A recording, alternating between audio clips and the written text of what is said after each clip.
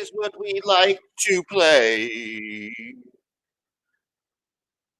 Yeah.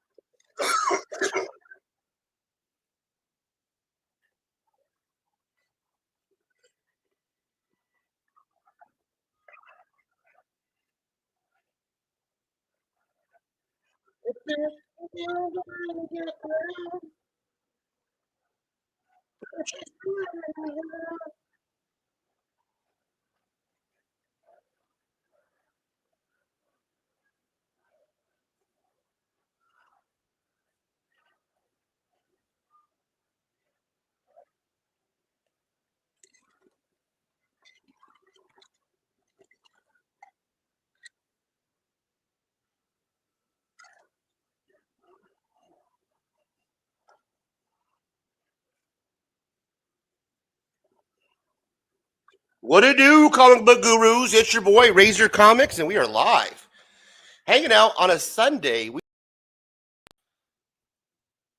We are just chilling, and I brought my boys with me. One of them's hanging out backstage right now, chilling.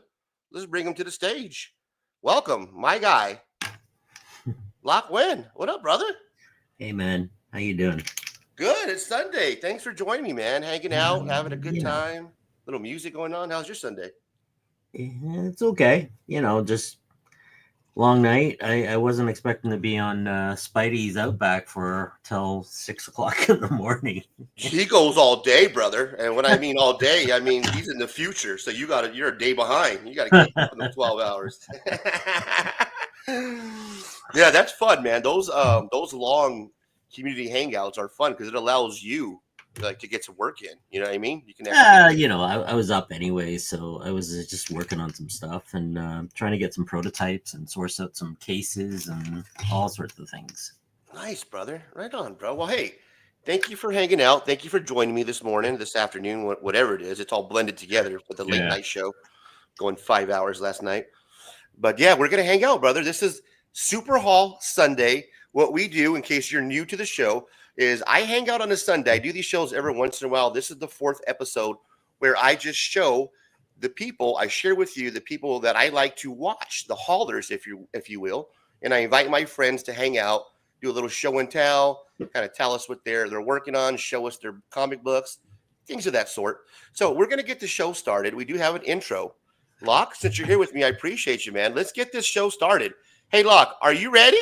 I'm ready. Here we go. Go, Dan.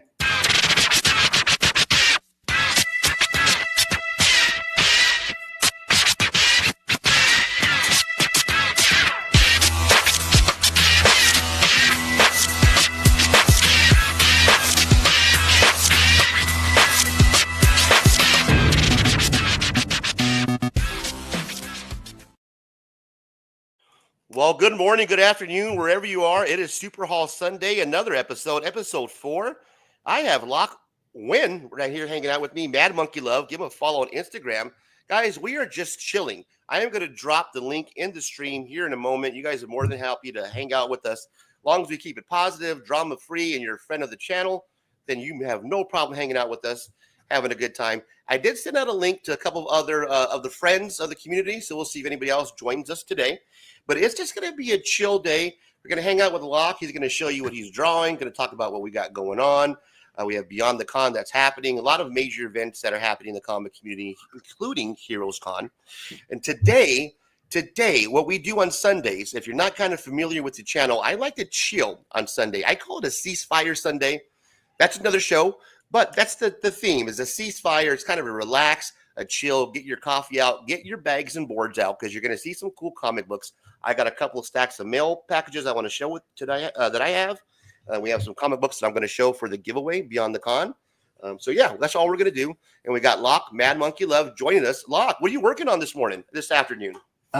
Just drawing sketch cards. That's really what it is. I'm just making a whole bunch. For whom are you drawing these sketch cards for? For me, right now. I'm preemptively. I got the Marvel Tops cards that it's supposed to be arriving on Monday, and they gave me. They want me to do 50 cards, and they gave me 52 characters, and that's always fun. Yeah. And they pay you a nickel a card. And a nickel a card. A card. That's pretty much it. And that's, and I figured I'd get a head start and just try to figure out some of the poses, some of the actions. So these are my own cards, and they're my own prototypes. And yeah, I'm just seeing what I can come up with before the actual cards themselves arrive. It's probably going to be tomorrow or Tuesday is when I get the cards. Mm-hmm. Then, I got maybe a month to turn out 50 sketch cards for this new Marvel set that they want me to do. Yeah, man. We're all excited for you, brother. Congratulations, man. Yeah. That's awesome. Pizza Rat says, what's up? Happy Sunday. Thanks, Pizza Rat. I see you. Thank you for stopping by. Pizza Rat, Ian Beck, give them a follow. They're awesome, man. Appreciate you guys. Thank you so much. Yeah, we're hanging out. I'll drop the link here for you guys here in a moment. You guys could be more than welcome to drop on if you want to promote your channel, share what you have. Locke is just, doing his thing, drawing, which is what he does, showing I love when he does the cards. And I am happy, Locke, that you're pretty much primary focus for the next couple of weeks, for at least the foreseeable future, are going to be all trading cards. So they're so I got I won't show you what the card name set is, but this is my list. So it is the let's see. Well, give me a second here. Let me so it is the set for that company, but if I show you the name, it's gonna give it away. So this is what they gave me. Yeah, it rhymes with pops. yeah. So I have 50 cards. They're asking me to do 50 cards.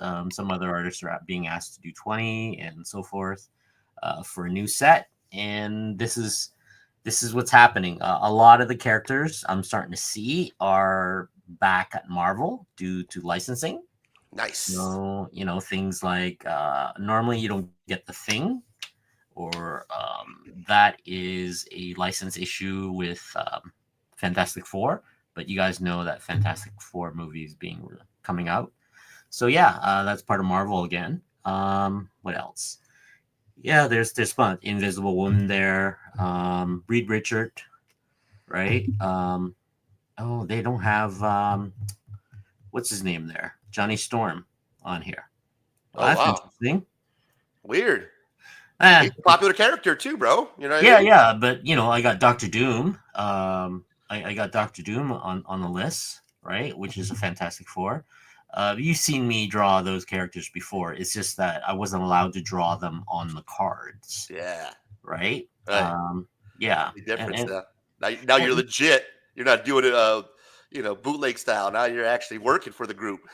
Yeah. So that's what's happening, and I'm gonna see what I can come up with. And I'm so happy for you, bro. Like, I'm fucking proud of you, man. Like, just to follow your journey on Instagram, like, it's so awesome. I've been drawing. You've seen me. I've been drawing for these companies for a long time. It's just that comes and goes, and when I have time, I'll do them, because a lot of it isn't. I'm kind of getting bored of the Star Wars series, Yeah, drawing Star Wars, I can imagine. and it's a little much. There's restrictions when you're drawing Star Wars. Like you have to follow certain rules for the Star Wars characters, and there's only so much you can do with the Star Wars. Yeah, there's only so much creativity you can do with a person with a blaster. You know what I Yeah, mean? So many yeah. different. Well, It's I like, mean, the thing is, a lot of it is I can't make stuff up, right? I can't have Darth Vader fighting, some other characters that isn't in the film. You know what yeah, I mean? right, And right. and that you're not allowed to do that. But with the Marvel characters, I can have Wolverine hacking away at a ninja or some other characters Or could because just do so much more with his posing, his facial expressions, where you can't do a whole lot with the fucking, Star Wars yeah, the characters, Star Wars, especially I can't. stormtroopers and shit. There's not. What are you gonna do with that? Yeah, yeah. I mean, I can only draw so many of the same helmet over and over again, and I can only draw like the Rancor creature so many times, and the Mandalore and stuff like that, and you can't deviate off and do your own little things, because if it's not on StarWars.com, or it's not in you've seen those encyclopedia books that they sell at the bookstores with the all the Star Wars and the timelines and stuff. Right. Anything that you can't deviate from that timeline. Oh yeah, the nerds will kill you, bro. They'll fucking Yeah, yeah, tear you. yeah. I can't give Samuel L. Jackson. He's got like a pink lightsaber. I can't give him like a blue one, because some guy will tell you, "Motherfucker, you you drew the wrong lightsaber." Did I send you? Those kind of things, right? So I finally sleeved up and got all the crow cards, bro, nice. in a book. Check me out. So I finally got all the crow cards. I followed your advice because I was wondering, okay, so what am I going to do with them, right? Yeah. I was like, hey, so do I put them in like a case? So I went on Amazon and to see if you can buy like the cases, and let me know I still don't really know what's the best way to storage them as far as keeping them in mint condition. I don't know if stacking them in one of those boxes is the best way. I know that not putting them in a binder, like any type of 3-ring binder, I know that's bad. So I You bought this can thing. put them in the binder. The anything with a 3-ring binder, the problem with the 3-ring is the rings themselves, like literally would rub against the card, or if you have the binder all fucked up. Yeah, that's a great series. That is a great series. I love that. Right? Yeah. Look at that. Yeah. Right. And so I put them all in order, right? From 1 Yep. to You get the 99. checklist too. You get Yep, all the. You got the got the checklist. checklist, right? Nice. And then it ends. Check out the last card, bro. This is dope. Look at the last card where it ends. This is so sick. The last scene. Yeah. Yeah. Or just can you get a better look at it? Where the There you crow's go. on Yeah. The grave. Yep. Yeah. Yeah. So I finally got around to So see the best way to store them, if you want to yes. put them in a box, or if you do throw them in a 3-ring binder, I suggest I don't know, those penny sleeves. You seen those? Yes, but what okay. So I'm thinking here's my rationale. So this is a set like this, right? Yep. Like Crow, Batman, any type of movie type set, complete set where there's like no chaser card or sketch card Yeah, or yeah. These are refractor. pre. This is way back then. Yeah. Right. I figure this would be a good way to store this type of collection because it's Yep. not like there's a parallel to, number Yep. 2 or some shit. Yep. Whereas with my garbage pail kid cards, I have to have like a separate box because there's the C card, there's the different all that shit, the hits. Yep. Just grab yourself, a bag full of the Penny sleeves. The penny sleeves. Yeah, they're about $1. You get 100 for $1 or more. How do you store your cards? Do you put those in binders as well, or do you? I have the old binders. Give me a second. Let me show you what is the issue. Because I haven't opened them in like 30 years, right? Kind of thing, or 40 years. And they sell like short boxes too. Right? Have you seen those where they're like short boxes but for cards, basically? Like they're like this long. I don't know how fucking long they are, but they're like a short box and a long box where you could just put fucking like a row of your cards. You guys know what I'm talking about, chat? Let me know, because again, I fucking don't know shit about. So here's the problem with 3-ring binders, right? The 3-ring binders themselves, they affect the, see that? They fuck up the cards on the end, right? Because of the rings, they bend them. The rings, yeah, the rings. The more the other cards step too is if you leave this in long enough, the what do you call it? The plastic tends to stick to. I think I have some holograms. These, let's see. Yeah, these are my Frazettas and my heavy metal stuff. And the issue with 3-ring is I got to be careful when I'm moving this around, where I'm getting, like I'm gonna I place some orders for some new rings and stuff. So you're gonna wait before you move them out of there. Basically, you're gonna keep them in there. Yeah, and then what happens is if you leave it in long enough, they start to stick. Can you hear that? Yeah, so you don't want to mess with them. Yeah, right. And this is what they were doing back in this is the 90s cards where, I mean, here's a good example. So this one here, let's see if I can pull this sucker out. Yeah, that reminds me of the exact type of binders that we would keep all our baseball cards and GPK. Right. If you look carefully, I'm going to do some reflection. See that? See that? That means that this card got stuck to the inside. Gotcha. You can tell. Right. And this is where like a wet reflection. It's like, I got to get let's see if I can get something in here. Oh, that sucks, bro. Right? So those are not in penny sleeves? These are not in penny sleeves, but again, it's been compressed for like 30 years or so, right?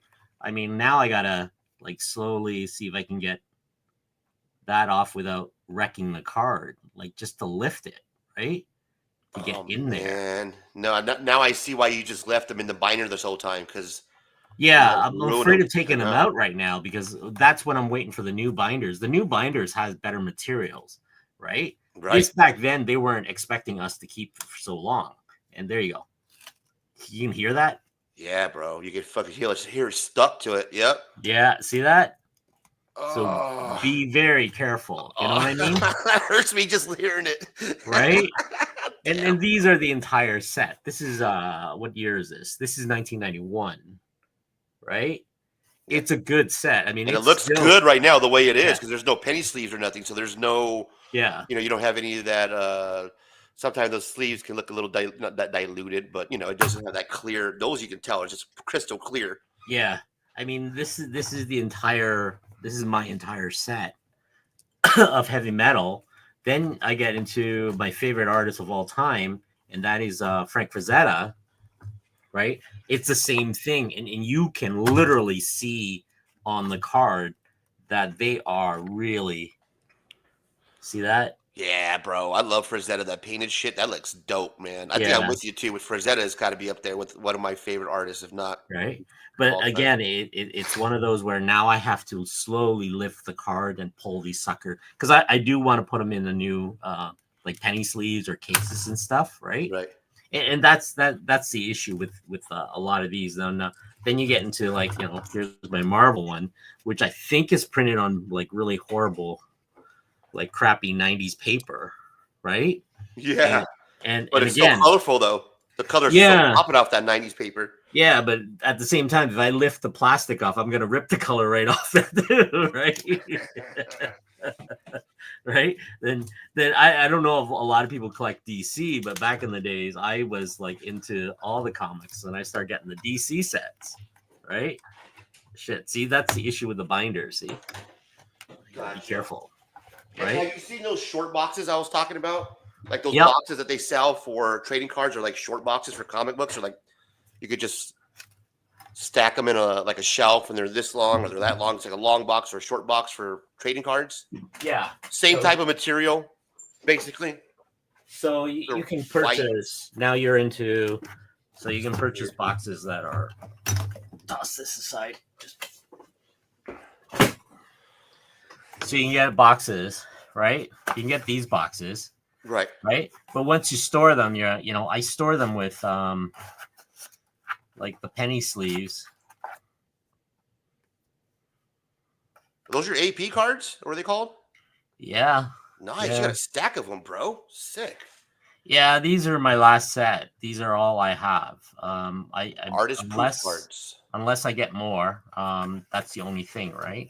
Nice. And so yeah, so you can get boxes this size, you can get a little bit longer boxes and stuff like that. But if you want to display them, put them into one touch. I don't know if you know those. Mm-mm. The magnetic ones. You don't have like these cases. Oh, okay. Yeah, yeah. You were. I think you showed me those one time where you just basically just put them in there and they just right. Yeah, they're just magnetic cases. They're so let me see. Here we go. So these are called one touches, These are so dope, bro. right? Yeah, yeah. So like that, and all you do is it's a magnet, clips on. Boom. How much are those, Lock? Where do I get them? I'll send you a link. You can get them on Amazon, but if the more you buy, the cheaper they are. If you go to the collector store, you're looking to pay at least $2-3 a piece. Let me see if I can pull it up. What's the name of them again? One Touch, magnetic card store. One Touch, one dash touch, ONE. You know, then touch magnetic trading cards.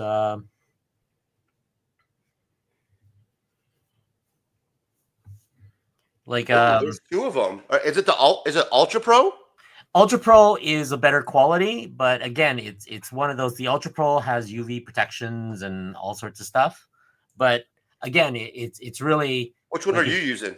Right now, I got I sourced see my all these. my screen here. Take a look at my screen. Yeah. So 52 to 32 is not too bad. See if you can get 100. Like, look there, you can get the yeah, the Ultra Pro. You're paying a lot more, right? $55 for a case of 35. Whoa. Yeah, it's I think you want like 100 or something like that. If you wanna, like, I buy in bulk of 100. You know what I mean? Yeah, these are cool, man. So this is the One Touch, the magnetic one, same one. Yep. The Ultra Pro has you're paying for the name, right? There you go. $14. That's not bad. Hey, Tat. Tat, what to do, brother? Tat says that he's moved my comic book boxes out of the garage, getting my carpet in the house ripped out tomorrow. Damn, man, that's a lot of fucking brother. That's bad for you. So bad for you, man. Well, hey, if you have some time to hang out and you want to share your comic books, like this guy who's backstage right now, I'm about to bring to the front of the stage. That's how that works. You go from back of the stage to the front of the stage. That's how. That's what we do around here. So let's bring them to the front of the stage and get them off the back of the stage. It's not fun being backstage. Just sit back there. I know, right? You just sit back there. You're looking. You're like, when are they going to bring me back? When's it going to be my turn to get on there? Right? Just camera. Like this guy. Hey, Cheap collector. Cool cards. Right? Welcome, brother. Thanks for stopping by, man. Thanks for inviting me. Welcome to the show. Welcome to the fucking show. How's your Sunday, bro? Pretty good. Yep, been going good. Me too, man. We're just chilling. Locke showing off his cards. You're not a big card guy, huh? Do you collect trading cards at all, Rob? Not anymore. I have some. Back when I used to work in the arcade, when it was either the first or second set of Marvel Masterpieces came out. Oh yeah. We were buying them by the boxes to use them in the arcade as prizes, and I swear everybody that was working there was like grabbing them. I don't know how many we actually gave away versus how many we went home with. I would too, if I knew what they were worth. They were so addictive because they were just so well done, you know. Yeah.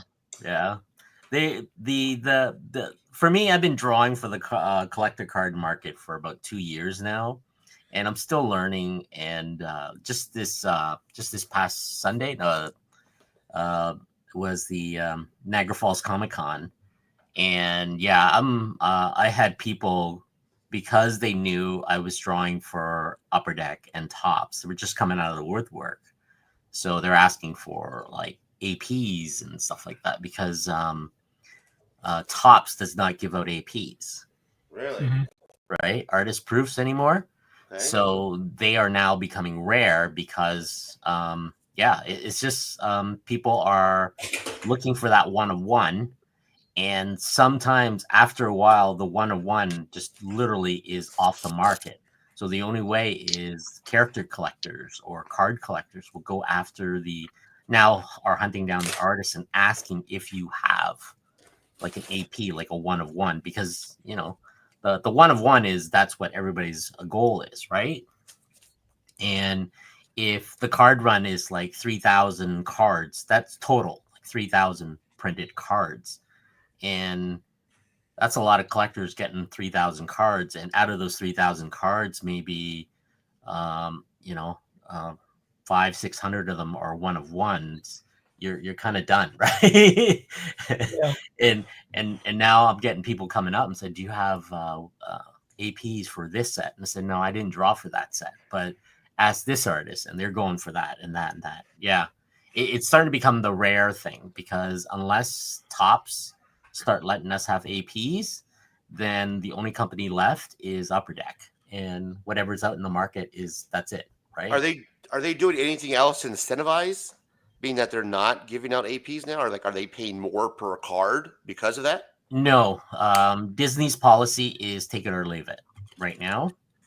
A It's all lot of Rob's artists fault. are a little bit angry, and that's the issue. Is they know that I turn down the gig, they can find somebody right off the bat, right? Right. There's a lot of artists out there who wants to get into this market, right? It's the market So itself. is it? I'm sorry. Is it only the Disney cards that they're not giving you APs for? Or is it for across the board? It's anything Disney own right now, Okay, that right? sounds like the Disney I know.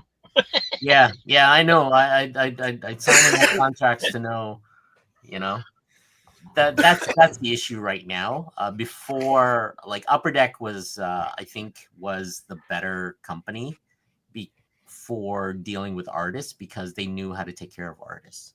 They paid based on popularity of the artists. The more popular they are, what I mean, they pay you a little bit more and that kind of stuff. And they also provided APs because with any artist starting out making $5 a card isn't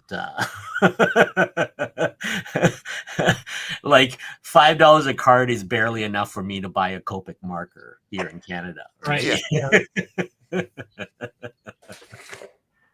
Is that the good markets? Are Copic markers? Are those the good ones? The Copic, yeah, somewhat. All right, they sound good. They sound like they're expensive. That's right. I rather like, it's almost $10. I'd rather just go to a bar and buy drinks, and there's alcohol in that I can drink. Right? Let me share my screen, and I'm gonna do my haul this way, Rob. Before you show off your books, I'm gonna go first to beat you to the punch. Okay. But here's what I'm gonna do. I am gonna show what I paid. Check this out. So I got this lot here off of eBay. And Archie. Archie, yeah, bro, Was not expecting Archie. 44 cents, man. And check out, Nice. nobody bid on this lot, and that I got in. Let's see, sold for 548. So what's the total? Yeah, I ended for 548. I think that's how much the I don't know if it was 399 or whatever the bid started off at, but I don't think anybody else went in on this bad boy. So I ended. Is that 250 copies? No, it was No, it was a limited edition of 250. one of the I think it's Oh, the I new see. one, the newer Archer. So I'm Oh. gonna pull it up and see exactly. I got it here. I got it opened up, and let's see, man. Let's see if it's worth $11.44. I don't know if the new one is, but those older ones look pretty cool. Right? Let's take a look. So this Shoot, is I forgot. Was it Dan Parks or whatever that drew for Archie? Was it at the Niagara Falls? nice. Yeah, I like Bob Bowling was my favorite Archie artist. Bob Bowling did a lot of little Archie, And those are Yeah. my favorite comic books, were the little Archie series. But you can't go wrong with some old school Archie. I like Archie because that was the first comic book I read. Even though it was an Archie style digest, it was still my first comic book. So here I got some pep. Let me make myself big. Show off my little haul here. All right, first book up. We got a little 20 center from May. This is number 265 of Pep, right? 20-cent goodness. Pep by Dan DiCarlo. It was published in 1972. This is about a fair, about a 6.5, 6.5. That's what we're looking at right here. How I know that? It's because it says it right there on the label.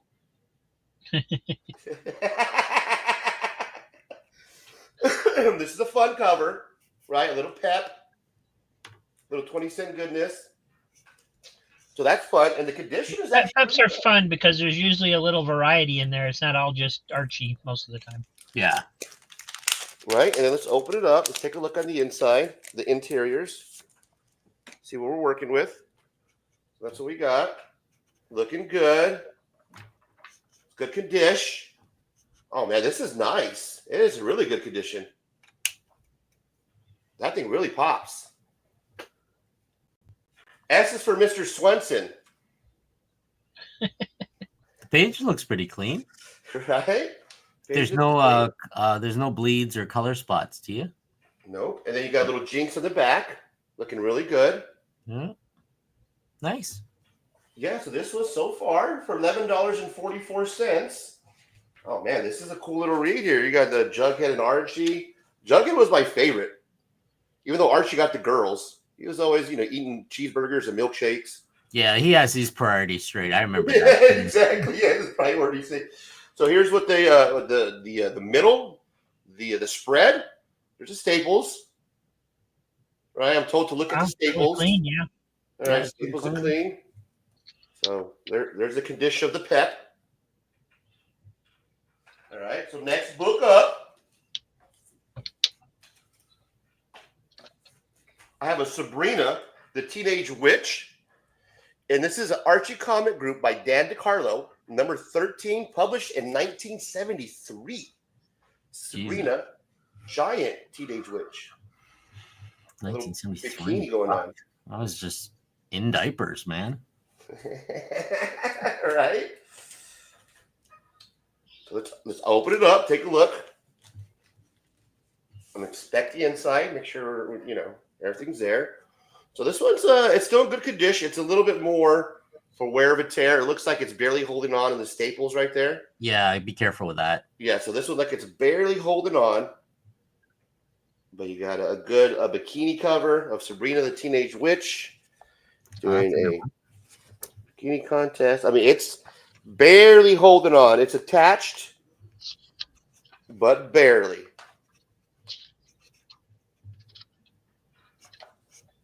Okay, so that's the second one. So far for $11.44, not bad, right? And then I have Archie. This is a 1943 by Dan DiCarlo. So 12-cent goodness, number 186, very good, and a 3.5. Again, another beach cover. All right, let's take a look at it.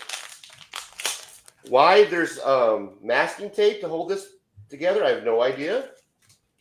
But they used masking tape instead of blue painter's tape or none at all. So that was the choice.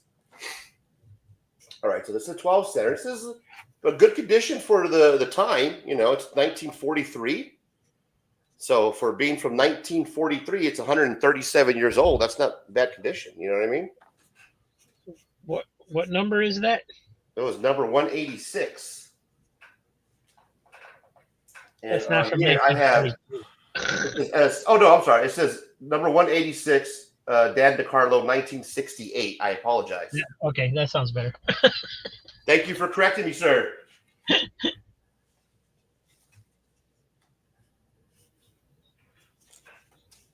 So that's nice. That's the old one. So I got Sabrina, right? Then I got the Pep, and then I got the Archie. Okay. And then I guess this is the limited one, the 250. Oh no, we got one more. We got another vintage. So this is actually a pretty good lot for $11.44. I got Jughead. Jughead from 1968 and a 3.0. Looks pretty good for a 3.0. Right? Little winter cover. Open it up.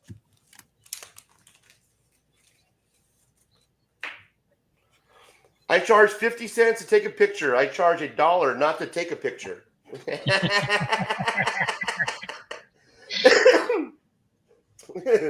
That's a good one. I say it's got a big crease going through the top there. That's why they graded it like they did, probably. Big crease. I mean, it's thick too. It feels like it's thicker than the 12 center. The pages in the inside are good. I mean, it's all there. The staples are good. But I mean, it's complete. It's not tore. There's no rips in it. So the cover is complete.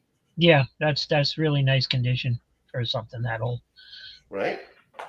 So I mean, so far for $11.44 total, I tripped out that nobody else bid on these. Like, it's not bad, bro. For 1, 2, 3, 4. And then there's one more left, which is the 250. This is the modern one. I have no idea. This is like a Riverdale. I'll open it up. I don't know why they put masking tape on here. That's weird. Dan Parent. What they had and they didn't care.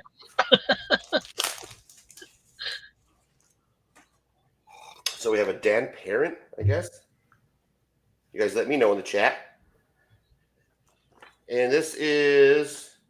That's Dan. Yeah, he was at the Niagara Falls. Yeah, this is main cover by Dan Parent. Yeah. And Archie and Everyone Flips Out. Archie and the Gang. So this is Archie and the Gang #1. And this is the Dan Parent. I guess this is the where it's limited to 250. Yeah, Archie, only 250 copies of this bad boy right here. Nice. Yeah, it's a cool one, right? Cover, yeah, Betty and Veronica sit on his shoulders, like kind of like the devil and the angel. Yeah, Veronica's got a tail. That's cool.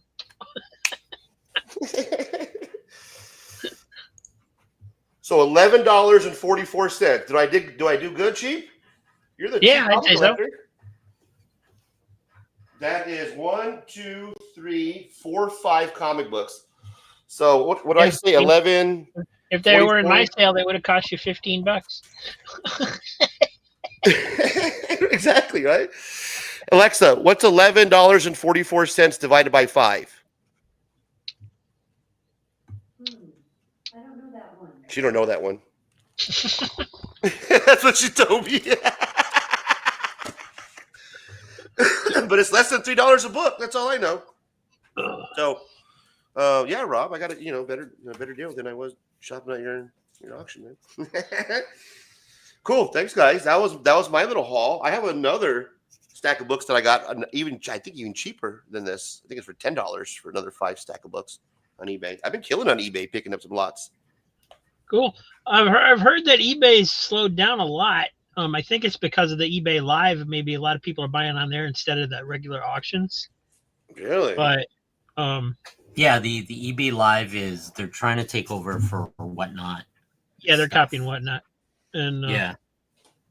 Oh man, I haven't. Every time I go on eBay, I don't have any luck at all. Yeah. The last thing I bought on eBay was the first thing I bought on eBay in months. I just bought last week because I bought comic boxes on there because it was the cheapest ones I could find. Yeah, I need to get some Gemini case. I don't know why they're so expensive up here in Canada compared to the States. I've been finding a lot of these Archie lots to be really cheap now on eBay. Like I found a shit ton of them where I had to literally pick and choose which lot I wanted to bid on because there were so many of them. I was like, damn. And I literally picked that up for less than $12 for the whole lot. I was surprised that nobody else bid on it. I was just sitting there, I set it and just, all of a sudden, boom, your account has been auto debited for eBay. And I was like, oh shit, I won that Archie lot. Cool, man. Hell yeah, I was excited. And that Dan Parent is pretty sick. That's a badass cover. That's for a modern book. That's a cool look. Yeah, that's Yeah, neat. Neat Dan had- concept. yeah.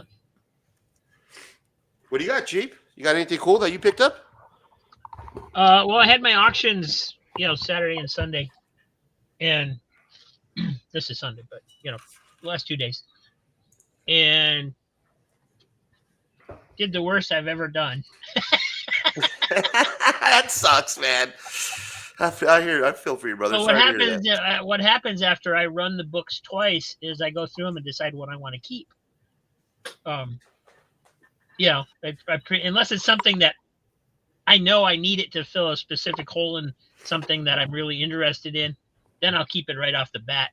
But most times, I read it run through the auction first. So today, after the auction was done, because I ran the same book. I did so bad Saturday, I ran the same books again today. Made more money today than I did yesterday.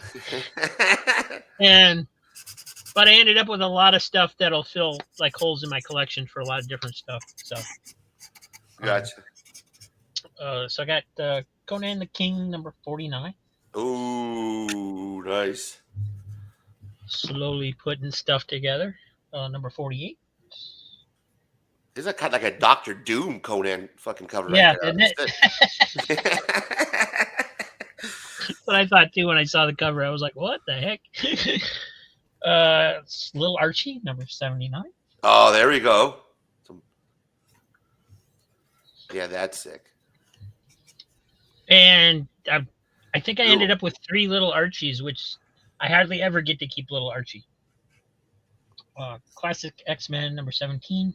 Hey, what's with the classic X-Men, Rob? What does that mean, classic? Are those like retold stories, or why is it classic X-Men? They reprint the original run of the Uncanny X-Men, starting with Giant Size X-Men, by Chris Claremont and John Byrne and those guys. Yeah, Okay. back in the day. So that's just And a then the reprint first- of the Uncannies. The first so many issues also have like a backup story that somehow fits into the story that they're reprinting. So they'll have a new story in the back. Uh-huh. But they only did that for like the first, I don't know, around 30 issues or so. Oh, gotcha. Okay, because I was wondering, like, what's the classic? So that explains it. Anytime you see classic, it usually means reprint. Green Lantern 189. And these are really nice. These are basically near mint. There's no spine ticks or anything on these. The pages are still really nice and white. It's just that nobody cares about Green Lantern anymore. yeah. That's not he's not cool anymore. Well, wait until the movie gets out, right? Daredevil 285. Well, that's what killed him. Oh, is that what's killing it? That's the movie. No, the new Superman one, no? 29. No, I'm thinking, never mind. Yeah. I'm sure they'll make a new one of these days. Casper, number 7. The newer series from the 90s. Casper, that's a dead Richie Rich right there. Yeah, some people say that. Stargirl Spring Break Special number 1, which normally I wouldn't have kept, but I was looking through it and came across this by Jerry Ordway, which I absolutely loved.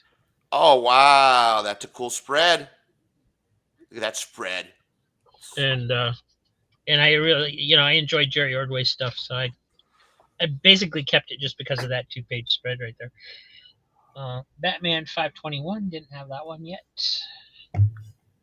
Hey, Locke, what's the difference between a spread and a splash? Well, a spread is basically what it means is 2 pages. Splash, it could be 1 page. Gotcha. That's a splash. Got it. Splash pages are usually like the That, yeah. that. Boom. That's a splash. The first page that's like one panel usually has the credits on it. Yeah. A spread means the comic panel could spread between pages. It doesn't have to be a single, picture. It could be multiple frames and stuff. And the spread is not always necessarily the middle of the comic book, right? Correct. All right. It's better to print in the middle of the comic book because you don't have to worry about the seam and the staples, because the staple's right there, right in between, right? Whistling Skull. Oh, that's badass, bro. I love those painted covers. That's a sick cover, bro. Fantastic Four, 141. Oh, that's freaky. I have a child. Really beat up Rawhide Kid. I'm not surprised nobody got this one, but it's Rawhide. Yeah. That's I a don't care. well-loved book. Little Archie, 84. Yeah, there we go. Those are fun, man. I remember reading the shit out of those. The stories were just so fun to read. Got little Archie. He was so crazy and whimsical. Fantastic Four, 187. 187. I'm on the lookout, Rob, for Fantastic Four number 200. Number 200 is what I'm looking for. I thought you didn't like Fantastic Four. I don't. It's for my daughter's friend. NFL Super Pro number 5. Oh, that's dope. I remember those. I actually have a couple of those. Those are fun. Picking those up as a kid. Old Gold Key Bugs Bunny. Yeah, good old Gold Key Bugs Bunny. So we'll have it. And another 12 center Bugs Bunny.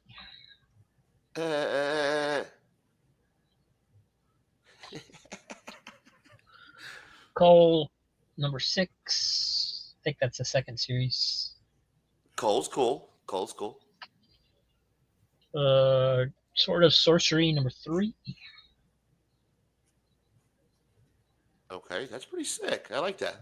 D&D action. Marvel Comics Presents number 24. Oh, wow. That's a sick cover. Yeah, it's a wrap. Which I almost skipped this one because I would have sworn I had this one, but I didn't have it on my list. So we'll find out someday when I go to file it. But Adventure Comics 458, Superboy.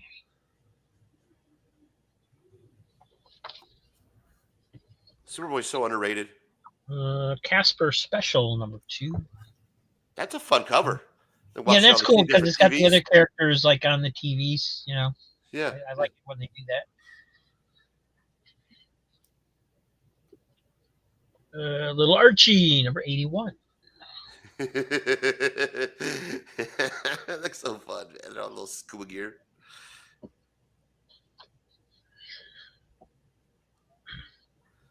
Heathcliff's Funhouse number 2.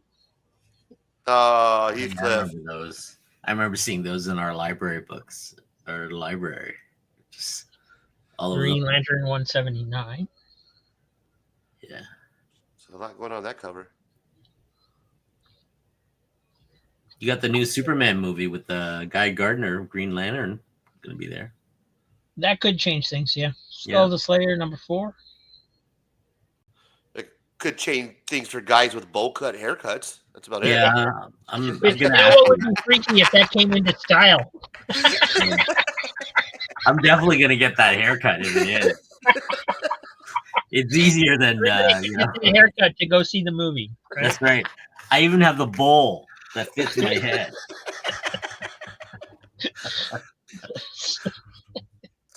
Seven Soldiers of Victory. 7 Soldiers of Victory. Nice. Here's an Odell one. Iron Horse number 1. Yeah. The old Iron Horse, which is the train there for you young whippersnappers. Star Wars number 47. Hey. Hello there.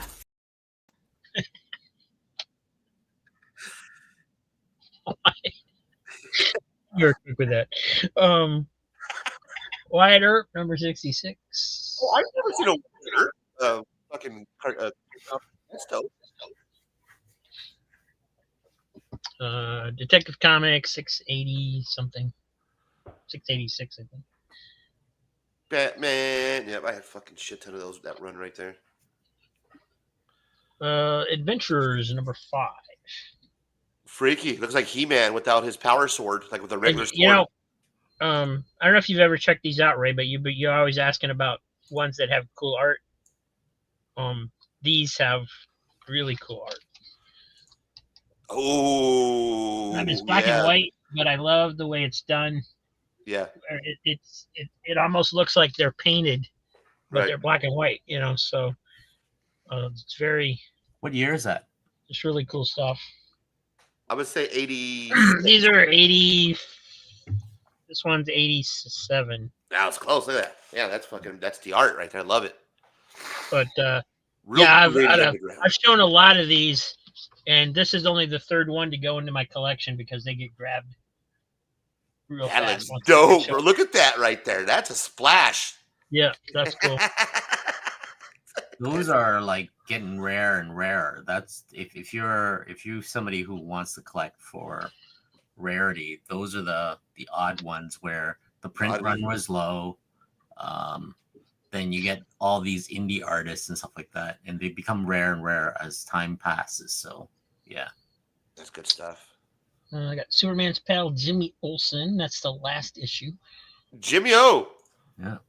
Pizza Rat says, unfortunately, that his hair only wants to grow in a bowl cut, so he has no choice in the matter. Fantastic Four 178. These are classic covers right here. This Fantastic Four. Even though I'm not a big fan of them, I like those covers. Yeah, Pizza Rat. If only I had a signed comic by Jerry Ordway. If only I had 2 signed comics by Jerry Ordway. Weak. Yeah, Ian and Becca got me 2 comics signed by Jerry Ordway at a con. Oh, yeah, that's awesome. Last year that were awesome. Hey, Yogi Bear. Hey, Yogi. Hey, boo-boo. Another Casper special. This is number 1. I like Casper. I hate Richie Rich, but I love Casper. Fucking Richie Rich. Batman 519. That's a sick cover. And I was like, I saw this like 3 times, and I'm like, I don't know who that is. Who the heck is that? And then I opened it up after I decided to keep it, and I was like, oh, it's supposed to be the Black Spider. That doesn't look like the Black Spider. Batman's dope, bro. He built fucking DC. He built DC. We built DC.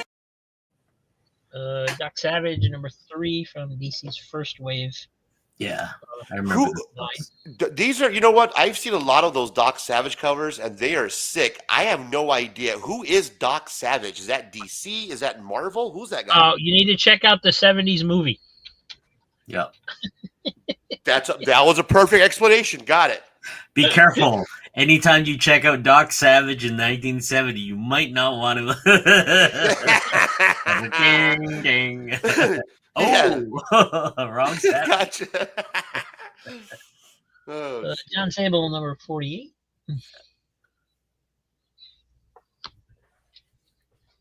think I need about 6 more issues of that one to complete. Sybil Danning is Black Diamond, number 1. Oh, nice. That's what I'm DC talking Comics. Back cover. And number 2.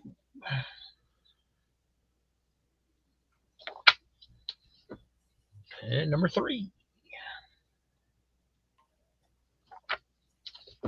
And number 4.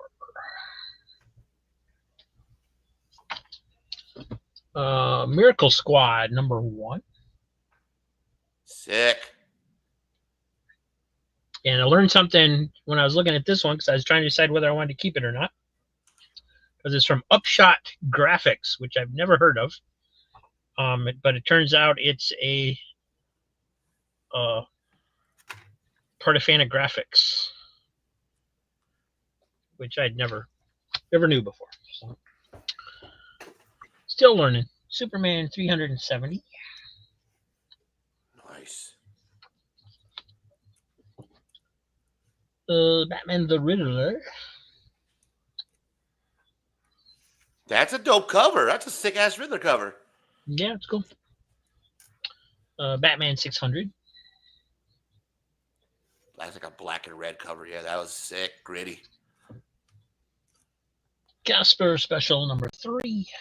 Gaspar.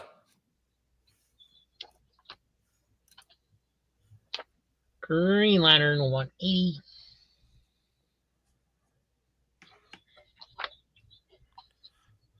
Richie Rich Fortunes number 54. Ah, I hate that fucking kid. And all there is. Conan the King 45. Normally I don't keep this many out of a sale. Normally I don't even have this many left after a sale. Infinity Inc. number 41.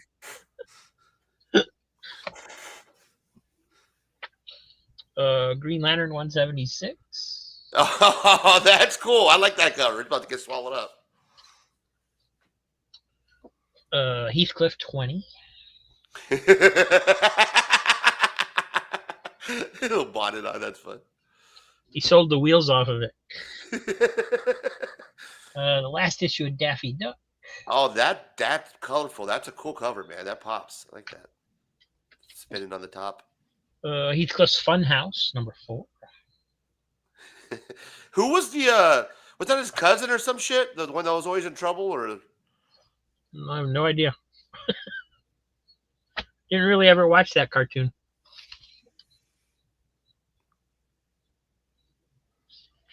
no? That's not it. Yeah, you're right. Tower, this is Ghost Rider requesting a flyby. Negative, Ghost Rider. The pattern is full. Marvel Comics presents 27. Is that a classic? Oh no, that's not a classic. Nope. So what's the presents then? What's the Marvel Comics presents X-Men? It was just a series. They had like 4 ongoing stories in each issue. So like this one has a Havoc, Black Panther, Cold Blood, and American Eagle in it. So were they all? Was this coming out at the same time that classic X-Men was out? Because that seems like they were just pushing a lot of fucking X-Men at the time for no apparent Yeah, reason. probably. Yeah, 97. They flooded the market with a lot of stuff because of Yeah, you had classic. You had fucking. Space Adventures number 7. Oh, that's a fun cover. That's dope. Yeah, little science fiction. Detective Comics 782. Freaky.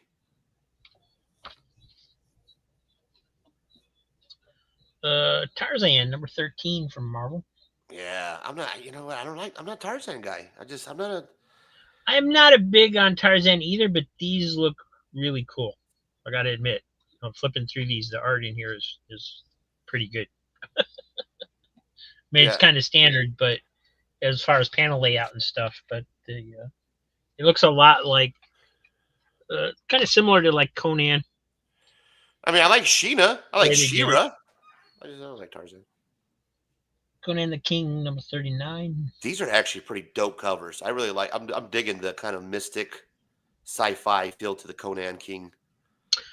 Easy Comic Reader says he actually prefers the Conan the King as a reading it to Conan the Barbarian, because Conan the King Conan's older. He's become king, right? So the stories are more complex. He's got a son. He's, instead of it just being hack and what slash. it is. Gotcha. Yeah, that's interesting. That would probably be a good, like Pizza Rat was saying, that'd probably be like a good omnibus series if you can pick up Conan the King in the full format. That'd be a good read. Black Hawk 260. Those are so sick. I love those covers. Those are fun, man. The Black Hawk covers, the fucking all those war Pink type Panther covers. number 40. I don't have any Pink Panther covers, believe it or not. I need to start picking me up some Pink Panther. Those are fun. Green Lantern 178. Man, you did. You ended up with a lot of shit ton of Green Lantern, huh? Nobody passed on that. Yeah, nobody got any of them. And like I said, those were the nicest looking books in the whole box. Pizza says Conan the King is a better story for sure. He has to pay child support. He takes out a mortgage. He has car loans. It's a really thrilling story. Slapstick number 4. He's on his third marriage.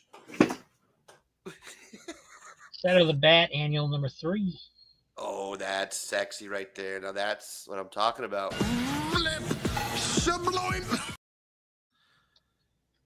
Megaton Man number 4. Conan the King in a queen size air mattress.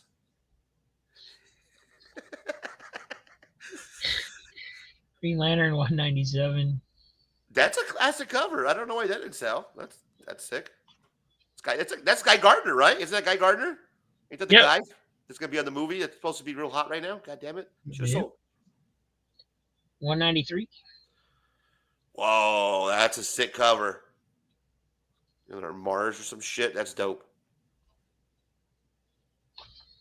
Marvel Comics presents number 19. First appearance of Damage Control.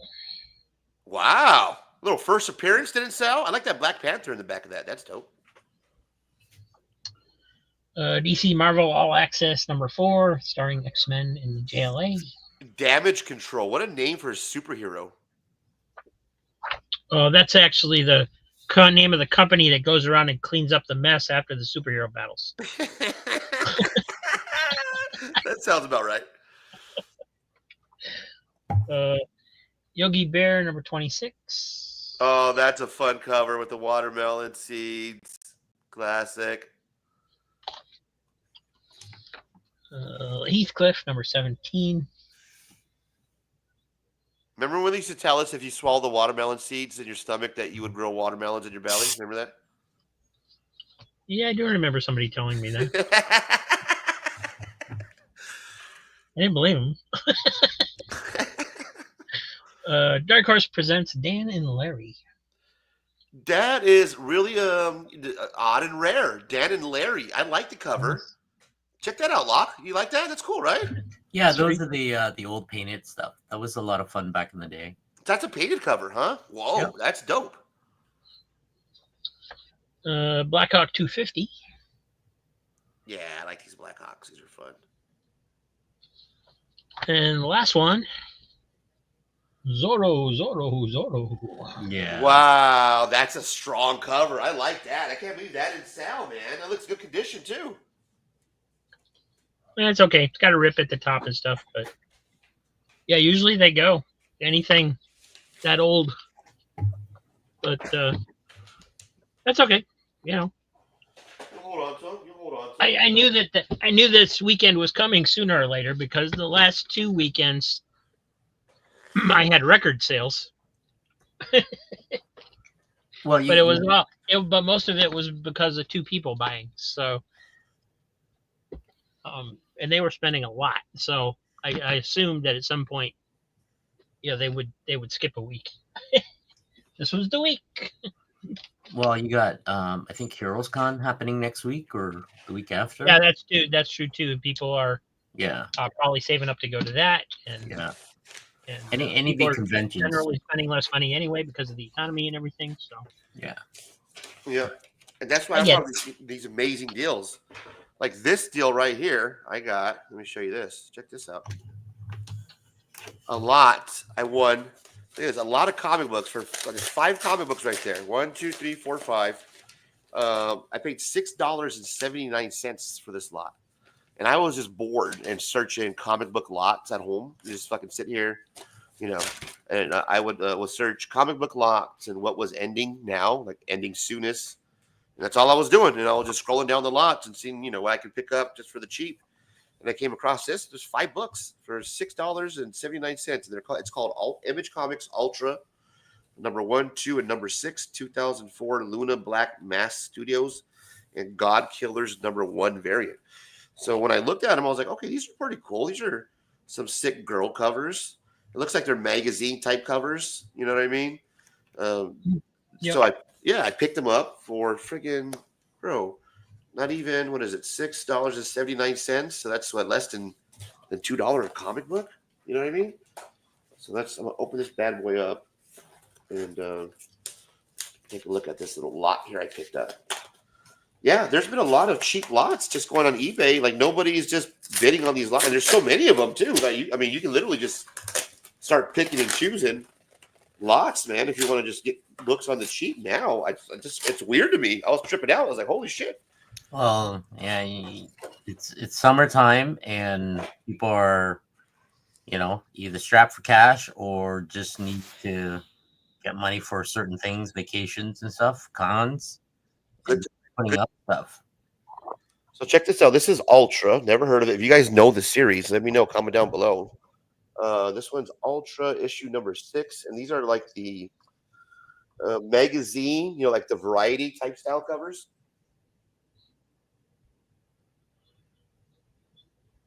And this is what it came in. It came in this lot. what to wear when you're tragically unattractive? Bear is the new mink. Major makeovers. What is the piece of perfection? The power diet, what goes down must come up. You see that? Bear is the new mink.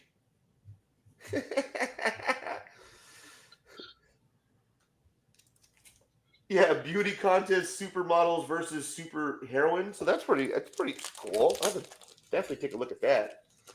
And let me see the open it up. So they say they did some good packaging in here. And these are those images. So it's got There was something behind it. Look Oh, in the bag. Look in the bag. Oh, that's the next issue. Oh, okay. I assumed they were like individually. But that's cool because it has like the back, like the next issue, Ultra, Mhm. like the magazine's Girl Power. And this is going to be issue number, let's see. Oh, issue number 1. The Private Life of a Superheroine. And this is like the Time magazine cover. That's dope, right? Yeah, that's cool. For $6.79, guys. This is what I paid for the whole lot. I mean, that's amazing, especially for these modern comic books. And that's at the back. Of issue 1. That's the back of issue 1. That's dope. Next month's sex game. It reminds me of Maxim magazine. You remember those Maxim magazines, Locke? Yep. Yeah. So check it out. It has like the 4 men and like the 10 sexiest superheroes. Bedroom tips. Never be faster than a speeding bullet again. So is the inside a story, or is it set up like a magazine, or what? What's No, inside? it's a full on story. It's just the cover. Okay. Yeah, here's the interior. Since all the covers were like that, I thought maybe it was set up as a parody. Oh yeah, and there's a lot of dialogue. Yeah. Cool. Yeah, definitely a lot of dialogue going on. It's a reader.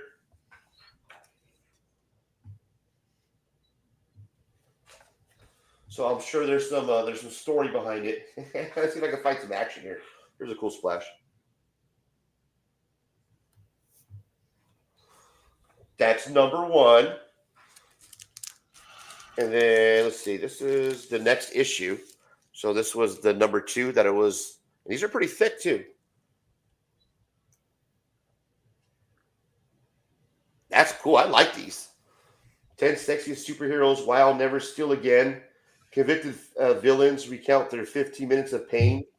Super hot Aphrodite makes it honorary Men of Steel. I'll say honorary. That's a cool cover. That's beautiful. And let's see. We have number. Oh, this is God Killers by Matt Pizzillo or whatever. So this is issue number 1. Tomorrow's God Killers. This is pretty sexy. This is pretty saucy.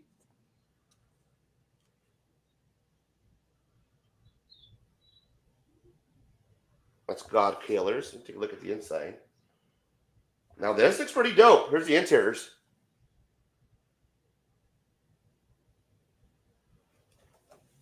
So this one we might have a winner. God Killers. That's issue number 1. And then there's issue number 2. For those I love, I will. God Killers. Oh, no, this is another first issue, but just another variant. So same issue, but a variant style. Cover art by Nee Chang and Liz Tecca.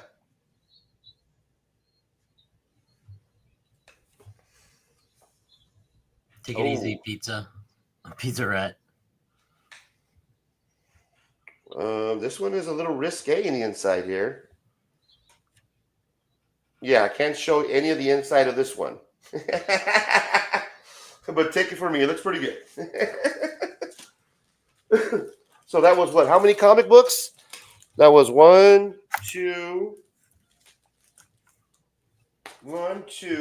3, 4, 5. That was 5 comic books, and I paid $6.79. Yeah. Beat that.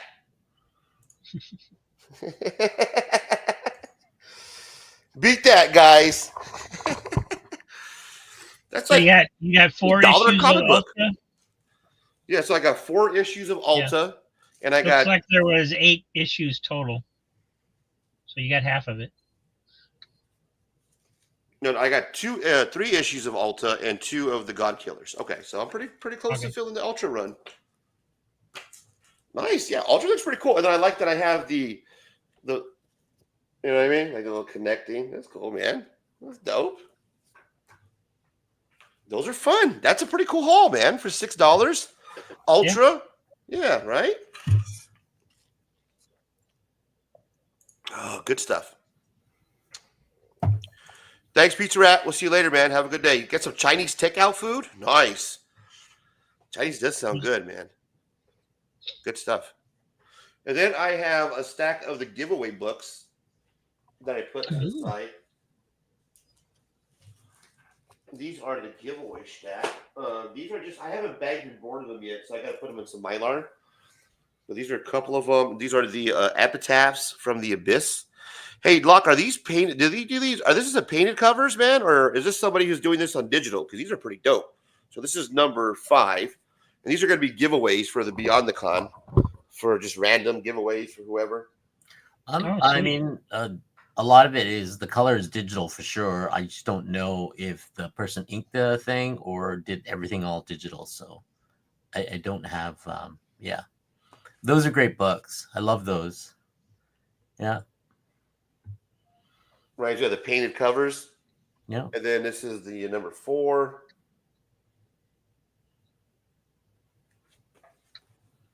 They have the Tales from the Crypt field. There you go. Yeah. Yeah, those are the best. Epitaphs of the Abyss and Terran. So that's going to be a little stack that we're giving away at Beyond the Con. And then, per my buddy Stephanie Madden Blaster, she actually gave me this as a gift in the haul that she gave me back in the day when we first met and became buddies. And she gave me the okay to add this to the giveaway. So we got a slabber. Nice. Oh, sweet. I got a slab to give away too. Nice, bro. Look at us fighting with slabs. I got a 9.8 Amazing Spider-Man number 12. And this is the Legacy number 9. That'd be a video I'd watch. 906. Slab fight where they're in a comic shop and they're just pounding each other with slabs. So we're going to give this away too. This is very nice. Let me put this a little closer for you guys. So that we're going to win at Beyond the Con. Chance to win that bad boy. So we'll be giving that away. Beyond the Con, hang out with us. I got to step away. I'll be right back. Okay. Yeah, I got something down here, but we'll take a look at it when you get back. Yeah, so slabber, guys. Nice. And I got another stack right here, but I'll wait for Rob to come back.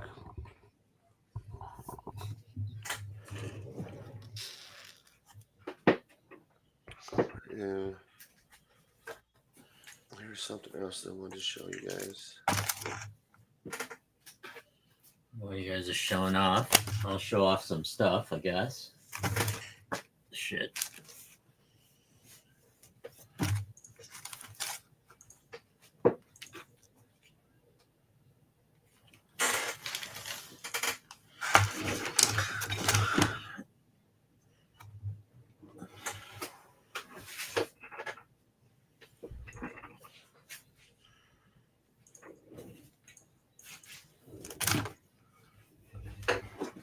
I got this 3D thing here. I'm kind of curious about.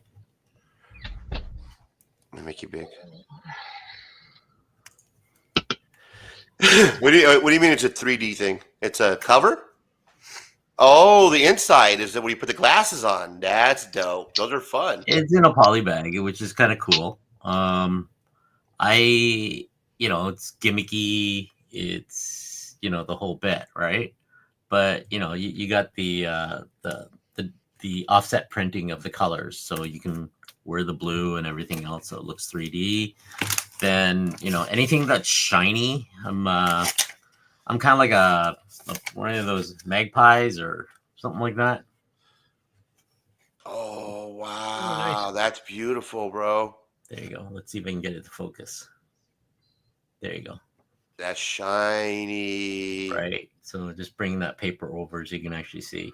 But yeah, it's the Chrome IDW Godzilla.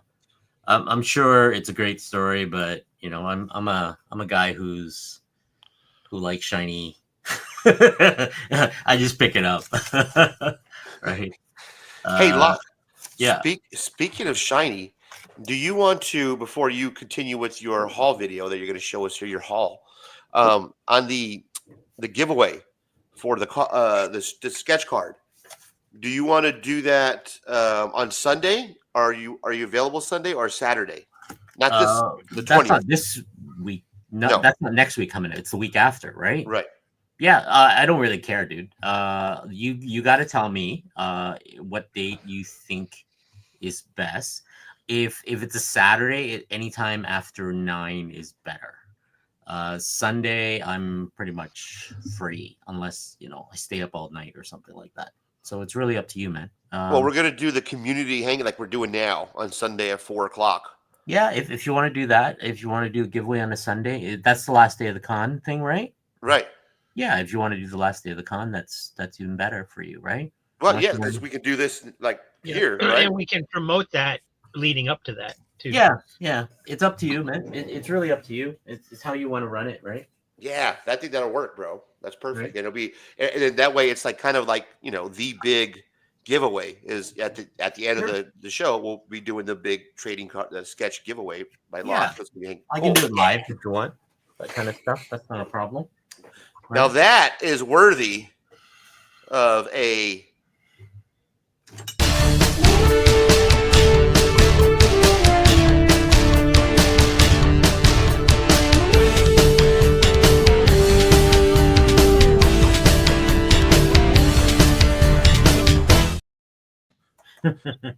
There it is, guys. You heard it first. Mad Monkey Love at Instagram. He's going to be joining us Sunday, June 22nd, 4 p.m. Eastern, for the Beyond the Con Community Hangout. Trading cards, sketch trading card. Oh. You're going to be able to win it. You'll be able to choose. Is there a limit on the characters? No, I mean, I can fit 50 characters on a card on a 2-inch by something, but you're never going to see what they look like, right? Ideally, you would pick a character that I can draw so you can actually see. So, for example, if you want like a Lobo kind of drawing, see, that's sweet. Right? That's Godzilla, something like that. So that's what you get. Every one of them will come in. It's a slab by me, hand slab, and you'll see it live on the air. You'll see me do it, right? With all the messes and stuff like that. Sometimes I use duct tape and glue and all the other stuff. So, but yeah, that's what you're talking about, right? So that's nice. the thing. Right? Right on, brother. We appreciate that. Awesome of you. Thank you. I don't know how you are going to do the giveaway, but yeah, if you want to do like the live commission giveaway, then either near the end of the night or at a certain time. That way, everybody tunes in and join in, right? And either only subscribers or you know what I mean. So that's really up to you how you want to run it. Yeah, cool. No, I think you're right. We'll do run a wheel giveaway. and run a wheel. The winner will tell me what character, and we just kind of figure it out, and we can draw it live. And that's gonna be cool to watch you do it live. That's like, that's amazing, That's awesome. bro. Yeah, like going to the fair or going to Disneyland, and you're just like, draw me Venom or draw me Superman. They're like, okay, and you're like, we'll do it live, and you can see my process and stuff. Like, I mean, my mind's pretty straightforward. I don't really do anything fancy, right? Hell yeah. So I don't have any secrets or anything like that on it. So I draw like everybody else. It's one line at a time. Hell yeah, brother. That's awesome, man. Appreciate that. Hey, we had DJ Links on last night. That's right. Yeah, he had a good time. We hung out, played some music. And I have some questions left over from DJ Links, man. Let me see if I can run a couple of these by you. Because are you a hip hop guy, right, Locke? Are you not? No, I'm not I like certain stuff, but I'm not really a hip hop. You know, I'm into more of Baby Shark. What does the fox say? You know, something that will irritate the shit out of people. Well, then never mind. I won't run these questions, No. buddy. That's it. That's it. If I would want Pigpen as Daredevil or Wolverine. That's a good one. That's like a GP. That's a garbage pail kid type card. Yeah. What's Pigpen as Daredevil or Wolverine? Yeah, Yeah. I want a GPK card. I'm going to enter in just so I can fucking win. I want Locke to Yeah. draw me GP. I want to see what Locke does with Atom Bomb. You know what I mean? That'd be dope. Yeah. Little Stingray, Yeah. you know, or a ray gun. That'd be dope. I'm trying to land that gig. Oh, That's my man. next one. Yeah. I love GPK. I got 2 blaster box. As soon as we're done here, I'm going to eat. And then I have 2 blaster box that I got to rip, and I'm going to do a rip video. I've been loving GPK, man. I've like dove head first. Let me show you really quick. I want to just share with you guys this gentleman who I've been following for my rips videos. Like, I really got involved in GPK like the last couple of months, and I'm going to do my second GPK video. But this guy right here, I've been following him, and he is a really cool cat. He's from Southern California, real West Coast vibe, and he makes he makes pack ripping fun, and he shares it with his daughter, with his family. Him and his daughter do these pack rip videos, and they are hilarious. They are a real good team up. She's funny, man. She said she makes me laugh. Some of the shit she says is hilarious. But his name is Another Hollis Build. And this guy does some great jobs with GPK videos. Give him a follow. He got about a little over almost 3,000 subscribers now. But since I've been watching pack rip videos, this guy does a great job. He has his like 9-10-year-old daughter. They'll come on and they will do pack rip videos. And usually they're behind the mic, but they'll do ones where they're in front of the mic and they're just hanging out like you see here. Ripping packs, and she's hilarious, man. It's a good little team up that they have. His name is Another Hollis Build, and if you like GPK pack rips, this guy's really good at it. Really funny, knows all about GPK. Really family oriented. Name is Another Hollis Build. This guy's amazing, man. Real cool cat. But he'll sit here with his daughter. Oh, I did get a green. It's a green Rory. What'd you get? Oh, Tia Pot and Kettle Grow. It's because they're like grabbing. Oh, 2 of those. Lesser Stretcher. Green Reptilian Lillian. How many Ray McQueens have you got yet? We've already gotten one of the green Reptilian Lillian.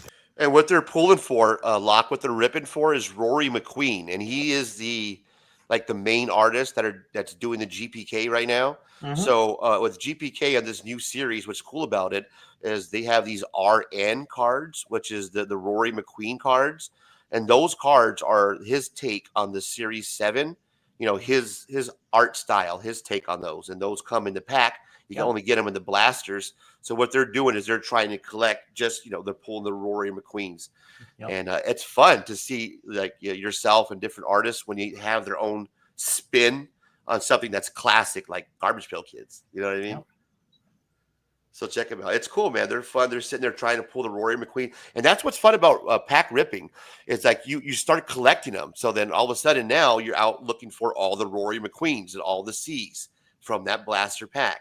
And Topps did a really good job this time around with the Series 7, because these packs, Lock, they're loaded, bro. The sets, the blaster packs, the hobby packs, they're loaded, man. Some of the packs that I opened up had 5 cards in them. They're supposed to be like 4 cards a pack, and I had like 3 out of the 5 packs or whatever had five cards in them. So they're loaded. They did a really good job on the loading the Topps Chrome 7 GPK this year. And that's what they're doing. They're just sitting there picking out the Rory McQueens and trying to fill that set. It's really cool to sit there and watch them hang out, nerd out. Because I do the same thing with my daughter. We sit there and we nerd out over cards, and it's fun to see another, father-daughter team up. And they're really funny, man, sitting there going through it. It's really cool to see them rip cards together. 3 Ray McQueens? Huh? I've only gotten one of the Rory McQueens. I did get one of the Rory. Oh, I got 2 Countess of Legos. Oh, nice. She's so excited. Got 2 contests with losers. Daddy, Maddie.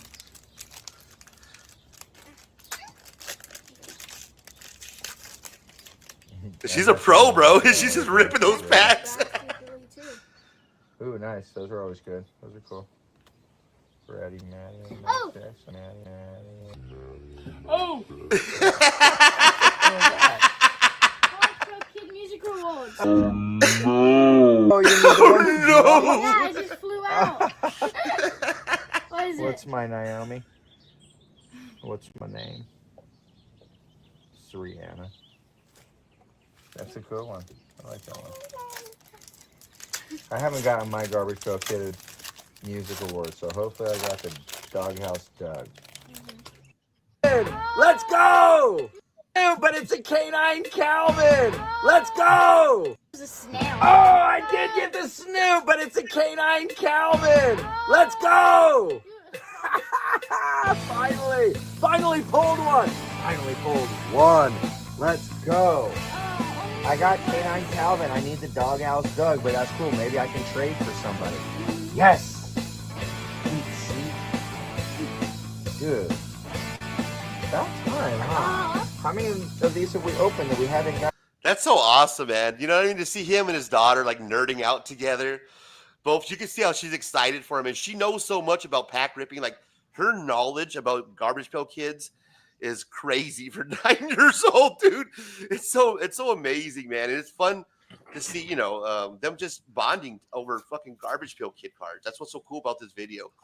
And this guy, 262 views for over a month ago. I know pack rip videos, they don't get the most views. You're not going to get thousands unless you're one of these major, you know, pack rip guys.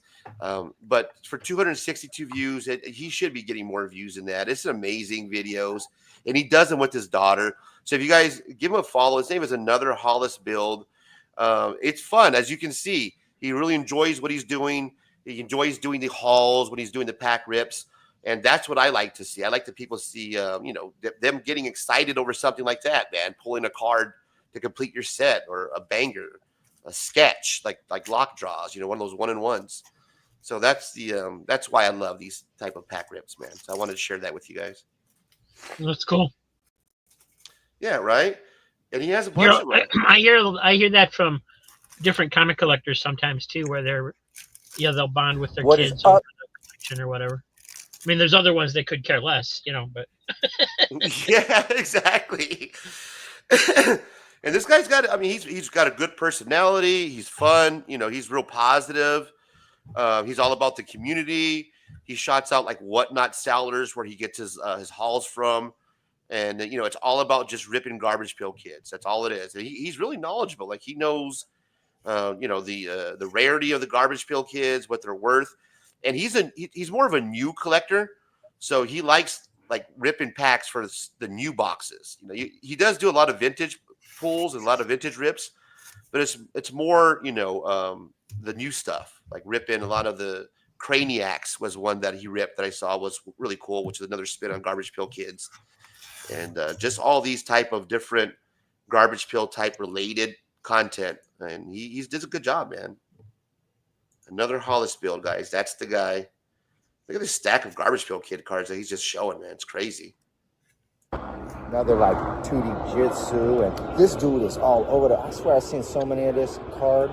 It's like Hacky Jack comes out every single time. Lillian, all of these ones, right? I did get the zero spot as well. So in one of them, so I got like the Atom Boom right there. Yeah, that's a dope Rory McQueen. And then the Gundam style, right? Again, Juggling Judd. Bro is all over the place. And then the Refractor to Atom Boom. All right, now. So, yeah, just good stuff. To give him a follow, guys. His name is Another Hollis Build. So I just want to share with you guys. Cool stuff, man. Yeah, I'm a big GPK guy. I'm a big Garbage Pail Kid nerd now, man. That's where I'm at in my collecting journey. Really? What up, Fable? Fable Station, what it do? Hey, everyone, been watching but couldn't chat. Doing a school project with the little one. Hope you're all well. Yes, sir. Thanks for stopping by, man. Thank you. We appreciate you. All are welcome, and welcome to the show. Welcome to the show, people. Welcome to the show. Links to the chat. We're just hanging out, showing off our books. I'm sorry, Locke. What did you were showing something before I interrupted you, man. My bad. No worries, man. No worries.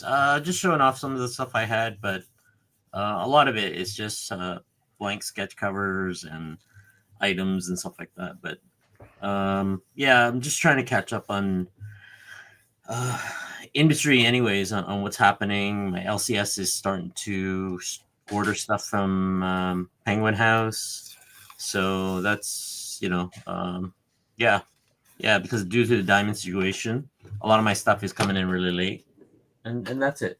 Like the only thing I got was like this whole week was more shiny Batman.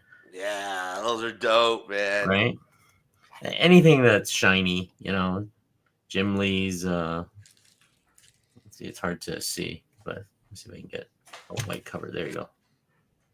You can see the white there, right? Man, that's so dope. I love those shiny foil covers. Yeah, Did you get that, the big one? Did you get that? The Hush one? Yeah, the Hush one. I didn't get the big shiny Hush one, but I got the 3 fold out Jim Lee Hush one somewhere. That was last month or something like that.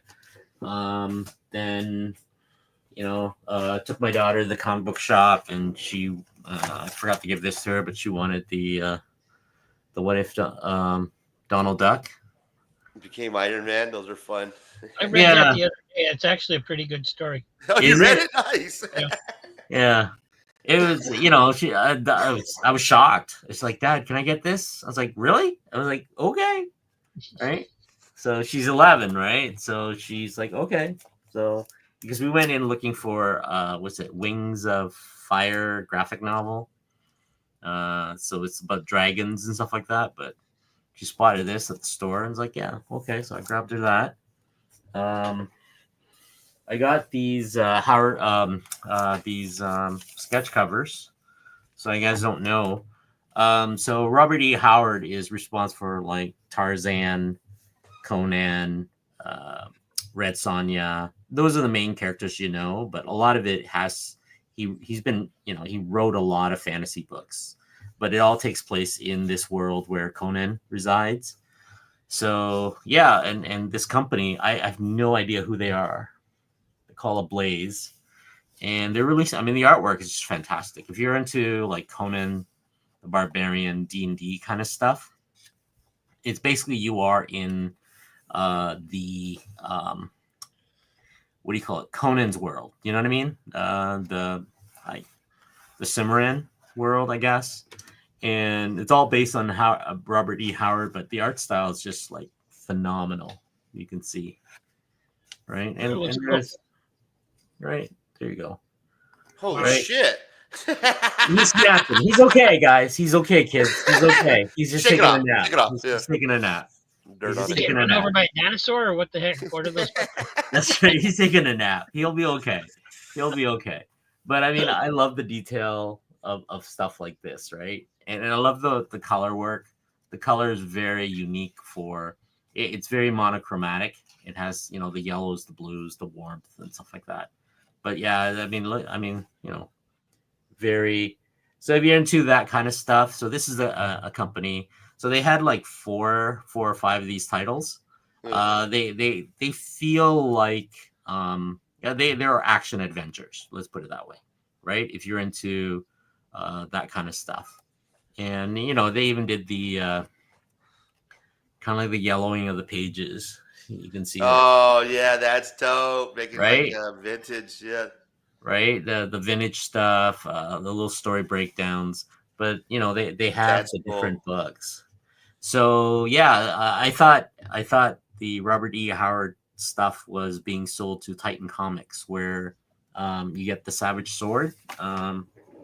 So if you're into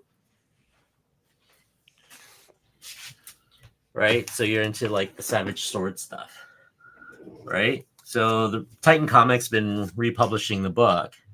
So this cover is done by my friend here, Mike Ruth, and he owed me the cover at Niagara Falls. So That's his cover. It's all watercolor and some gouache on Awesome. it, Yeah, right? that's So beautiful. Mike, so yeah, if you're into this kind of stuff, this is my thing, right? It brings back a lot of the this is Joe Jusko's Yeah, the Joe Juice. Look at that skull, man. That's deep. yeah, Yeah. you know what I mean? It's his painting. It's his stuff, but like, this is what you're looking at.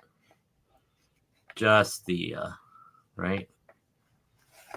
It brings back a lot of memory because this is all I ever read was just the black and white Wow. stuff, That's amazing. right? I mean, that's what you're looking at, right? And you got the different. This is a watercolor wash, so you get very, very Conan the anthology kind of book, like what they did, like multiple stories inside a book. Sometimes it's just a single story. Then you get all the little splash pages. Splashy splash. Yeah, yeah. Like, I mean, this is the kind of stuff I love doing. This is kind of like a Barry Windsor Smith kind of art style where the hatching is just does the see that. How come they haven't done anything new with Conan, like on movie wise? Like, he's so popular. How come we don't have like a Conan series or a movie? It has to do with the estate. It has to do with the estate. License I've got heard that transferred they're over. very, very particular. Yeah. So more than likely, if Hollywood did come knocking, it would be like I mean, the last it'd be like the Harry Potter thing, right? Where Disney had almost got the rights to Harry Potter, yeah, but the creator, they didn't want to work with the creator. They wanted to do it their way, which is the way most of Hollywood did. So Didn't they do one remake like 10 years ago or something? yeah, with Jason was it Jason whatever. That's right, Momoa. Fucking Yeah. Aquaman was Conan, right? Like 10 years ago. Well, the thing was, it was very PG-13, and if you remember the first Conan with Schwarzenegger wasn't PG-13; it was R-rated, right? You saw titties, you saw the witch scene, and I was like 16, 17 at the time, and when that came out. Exactly. Right? He's trying to keep the spirits away, and he's fighting the fucking exactly the wizard. That's right. I mean, it was fantastic. It was great, right? Then awesome. Then the other movies started to tank a little bit because they were more PG-13 afterwards, right? Kind of stuff.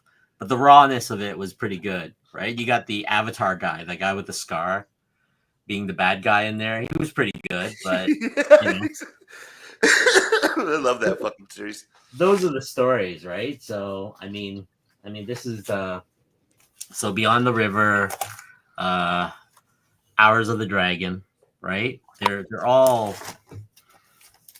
different sketch covers.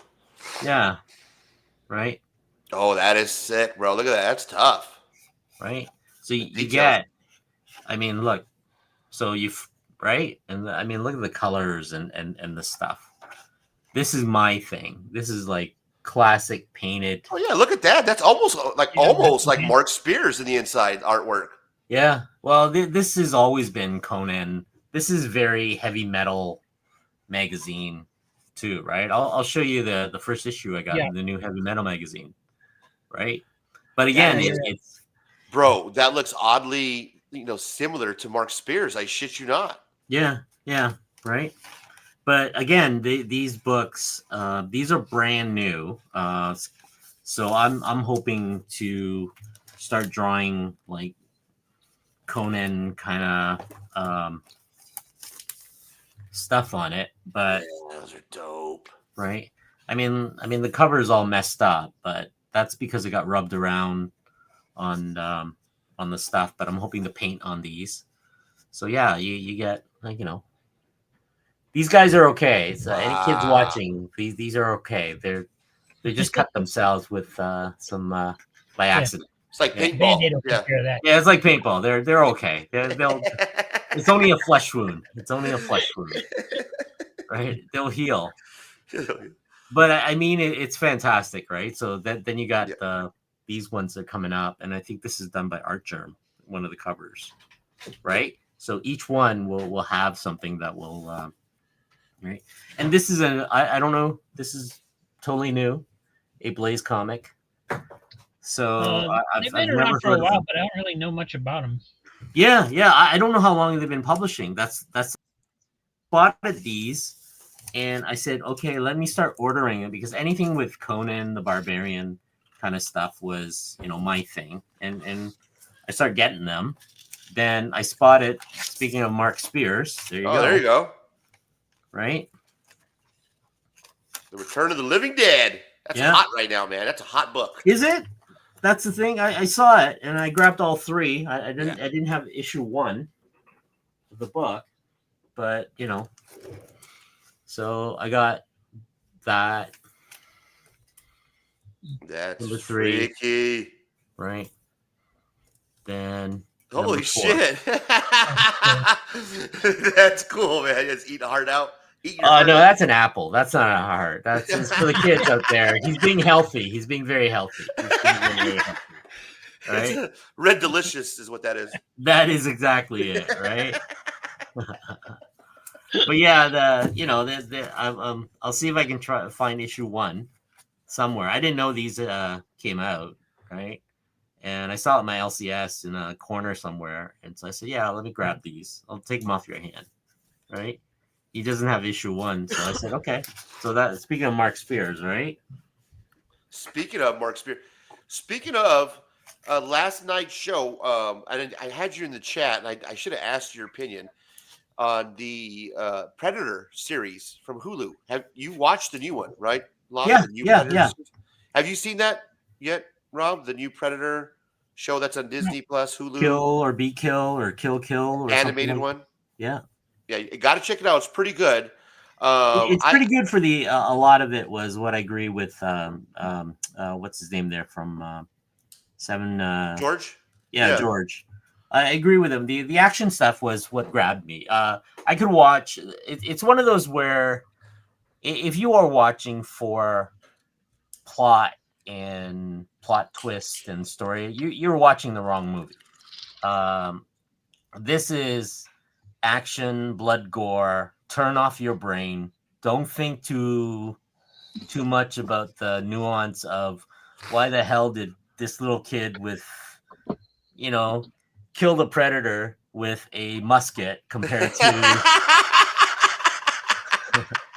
while I have a fucking ninja skill samurai and an awesome Viking mother who's just like murdering everything and just well, but that's the thing, right? Don't it's a popcorn movie. Just shut off the thinking part of your brain and just grab a beer or popcorn and just watch it for I loved it. I just love the part, just the action scene of her just taking on the villagers to go to the longhouse. The longhouse is basically at the end of the in the Viking scenes where that is where the king or the tribes of the Viking lore stays, and it's called longhouse because it's supposed to be a longhouse, and everybody shows up there, gets shit faced and drunk, and sleeps on the floor or whatever the stuff is.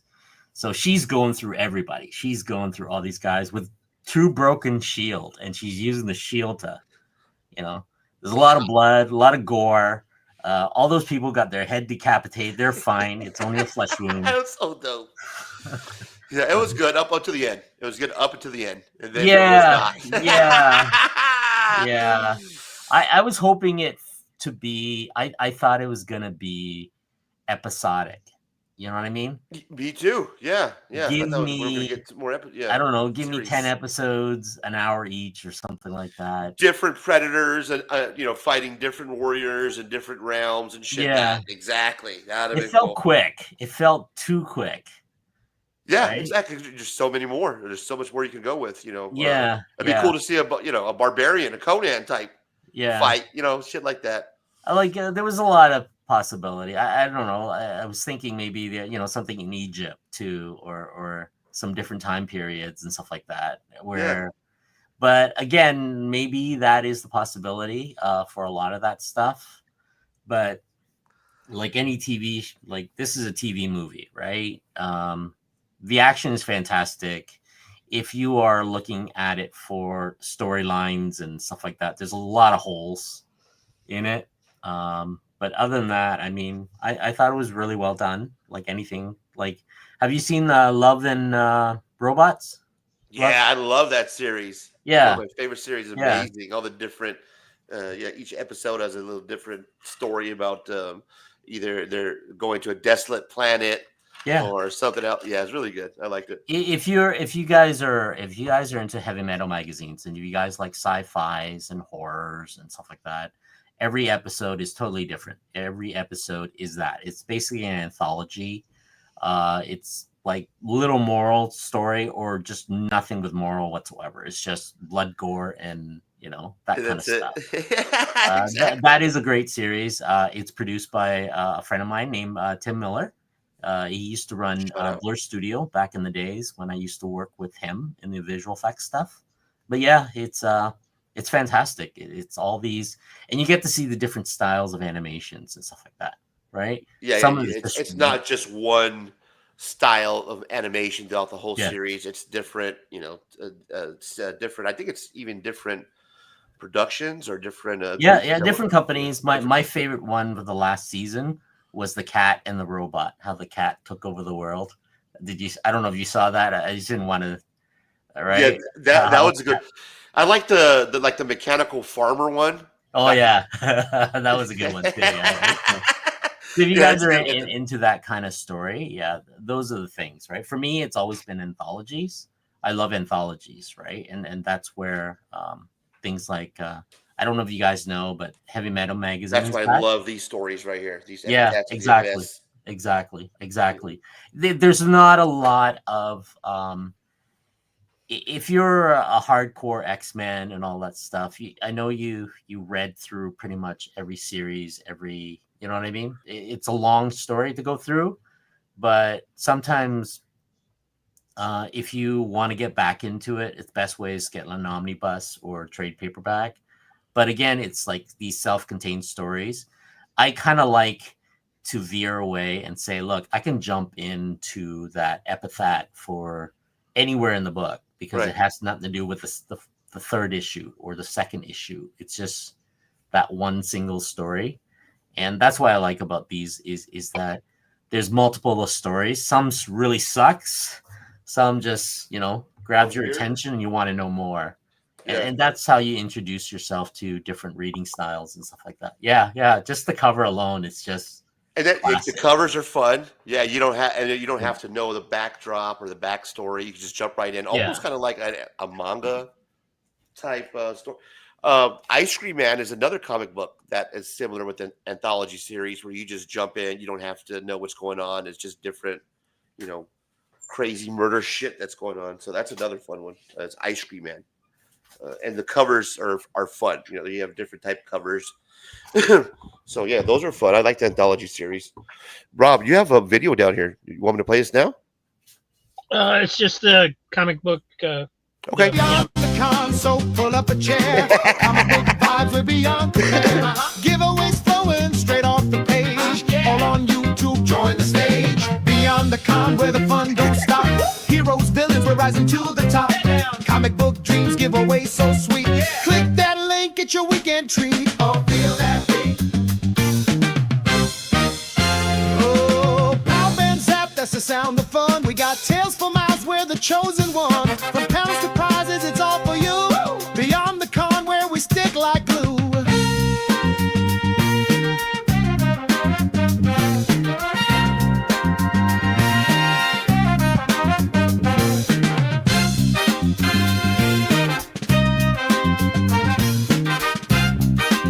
This is awesome. We got a real 70s vibe to it, right? This is dope, bro.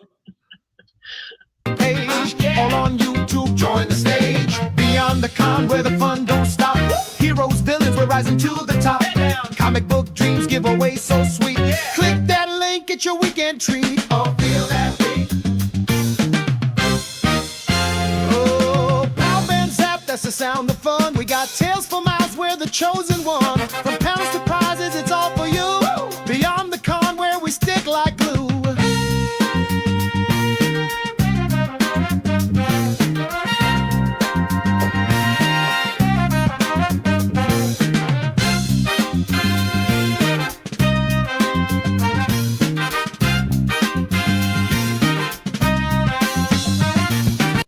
I love the bell bottoms. Free swag flying, it's comic book gold. Beyond the con, got stories untold. Hang with the fans, the fam, the crew. Dive into the action, bring your super suit. Beyond the con, where the fun don't stop. Heroes, villains, we're rising to the top. Comic book dreams give away so sweet. Click that link, get your weekend treat. That is so amazing, great. That is brother. so great. Right on, man. Thanks. I like the appreciate that. Spider-Man. Yeah. Good job. How long does that normally take you? That one was pretty easy because the logos are simple. Right. And so that one,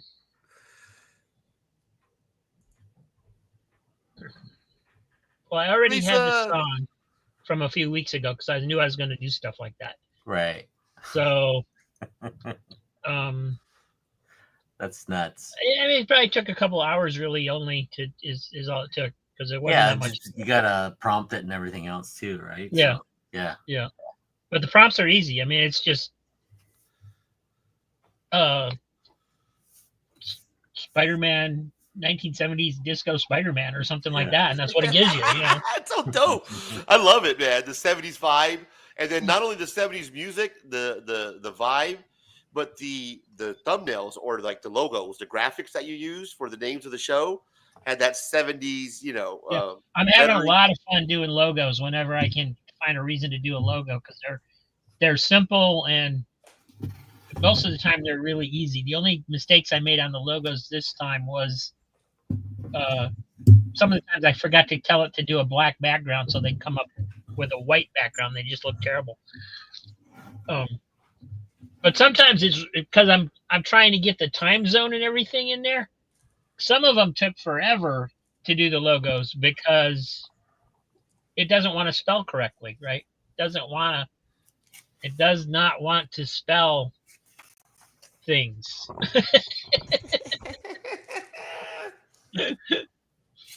Little highlights from earlier, guys. But if you keep trying, eventually it gives it to you spelled the right way. If you're just stopping by, we're just kind of hanging out, showing off our books. Here's what you missed. Here's my Ultra. I picked up this haul for like, what, $6 or something like that, guys? So I got some Ultra #1. I don't know if you heard of this, Lisa, but I have a series called Ultra. Some cool covers that I picked up. That's Ultra #1, and it has the back, right? And then I have issue #2. And I picked these all up for less than $7. It was like $6 something. So $6 something for this total haul that I have right here. Ultra #2, right? And then I have, of course, Ultra #6. So it jumped from 1 to 2 to 6. Fun covers, right? And then I got the God Killer, Tomorrow's Ashes. Boom. That's #1. And then another #1 for those I love, I will, God Killer Sacrifice. For $6 and some change. So that was the first little haul. And then I have these books right here, guys. These are going to be on Fable's show. So let me show you these.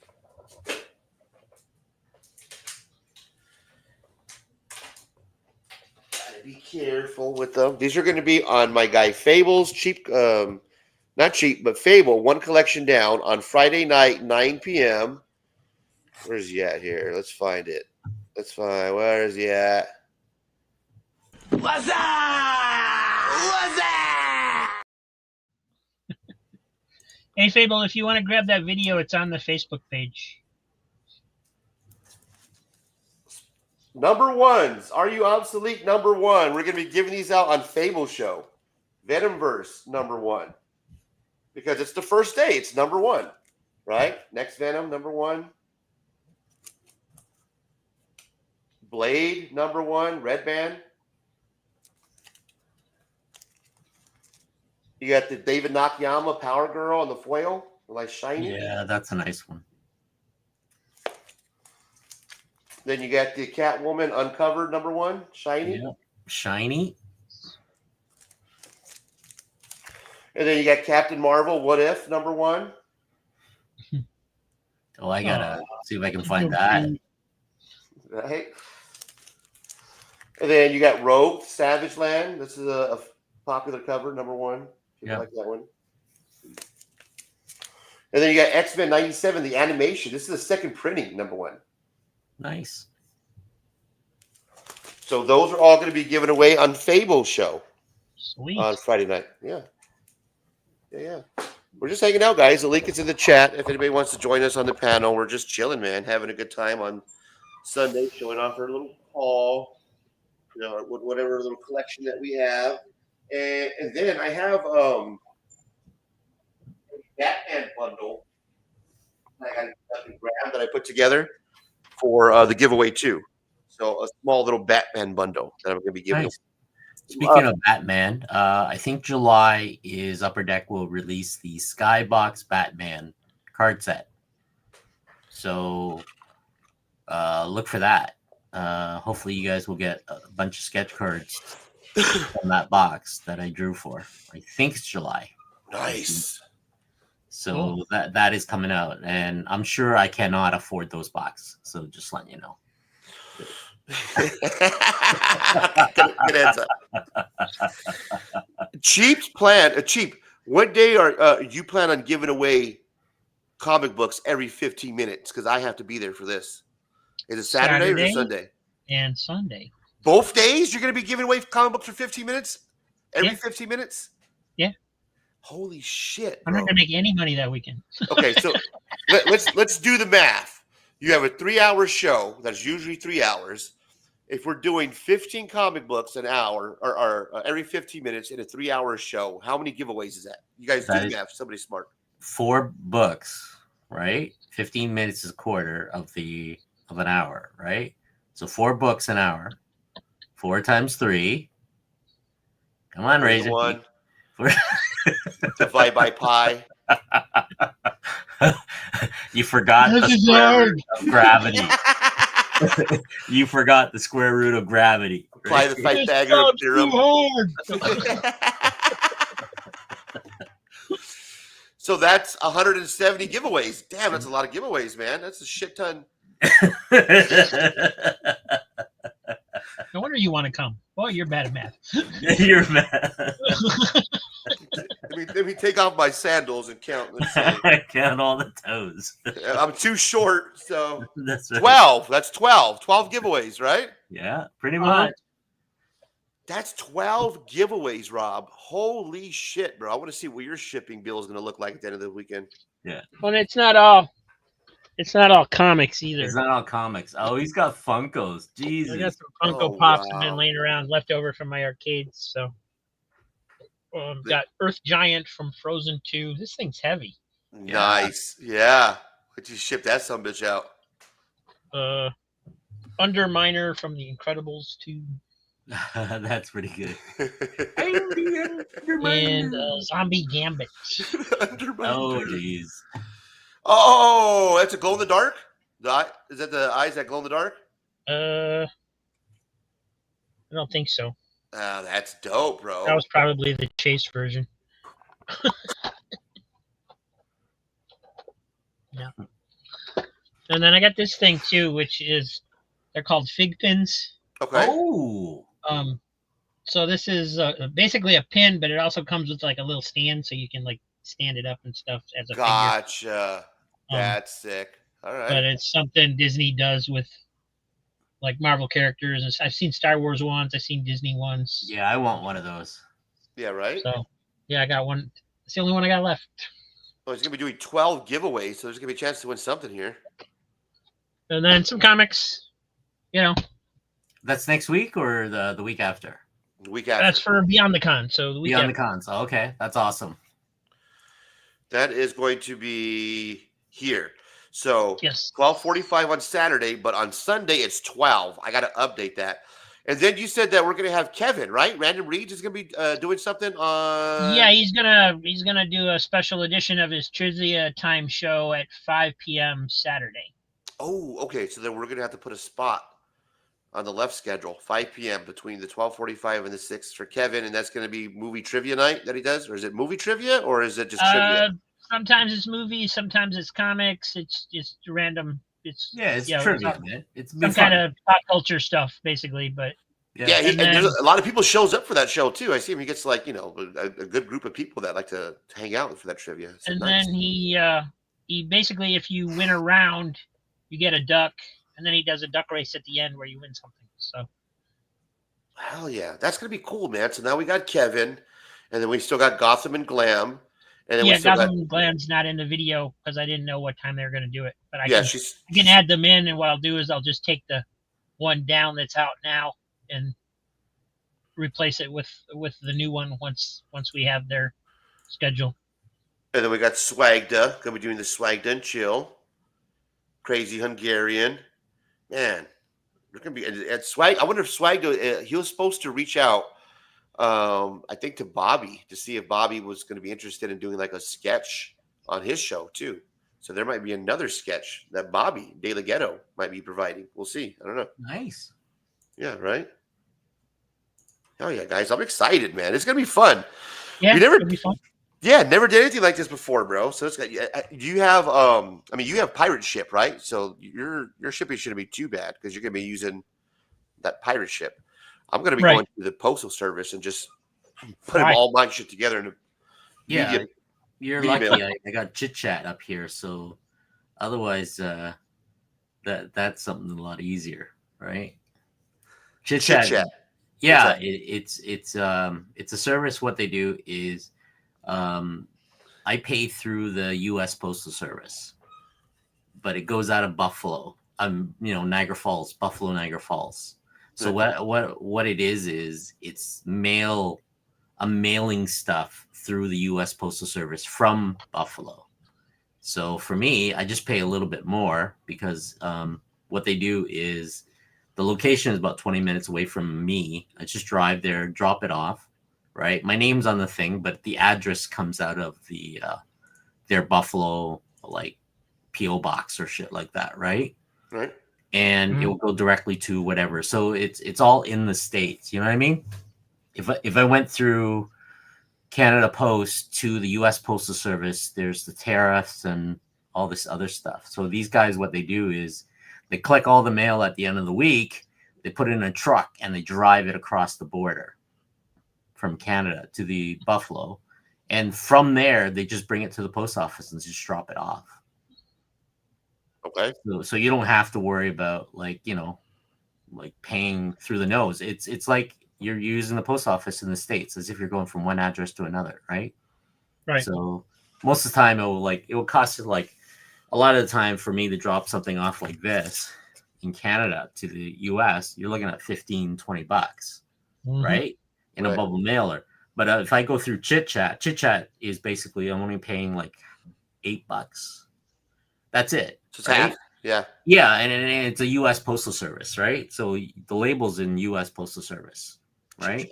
And all it is that's me. This is only available in Canada, right? Because it's one of those things where so we don't have to worry about like if this goes across the border, you guys end up paying tariff. I don't understand, right? I really don't, right? Right. Because it's made in Canada, right? So that's the issue. But if we use this service, it's basically it's like smuggling mail across the border. Yeah.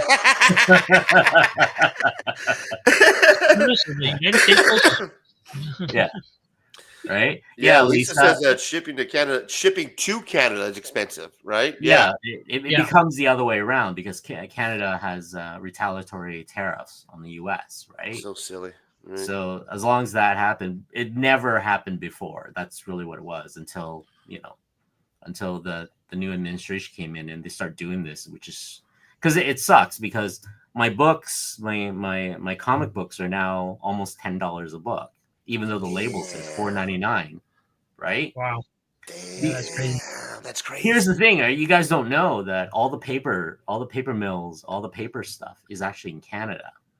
Right. So everything drives across the border. Once it drives across the border, whatever the tariff that was imposed on Canadian paper and lumber, right?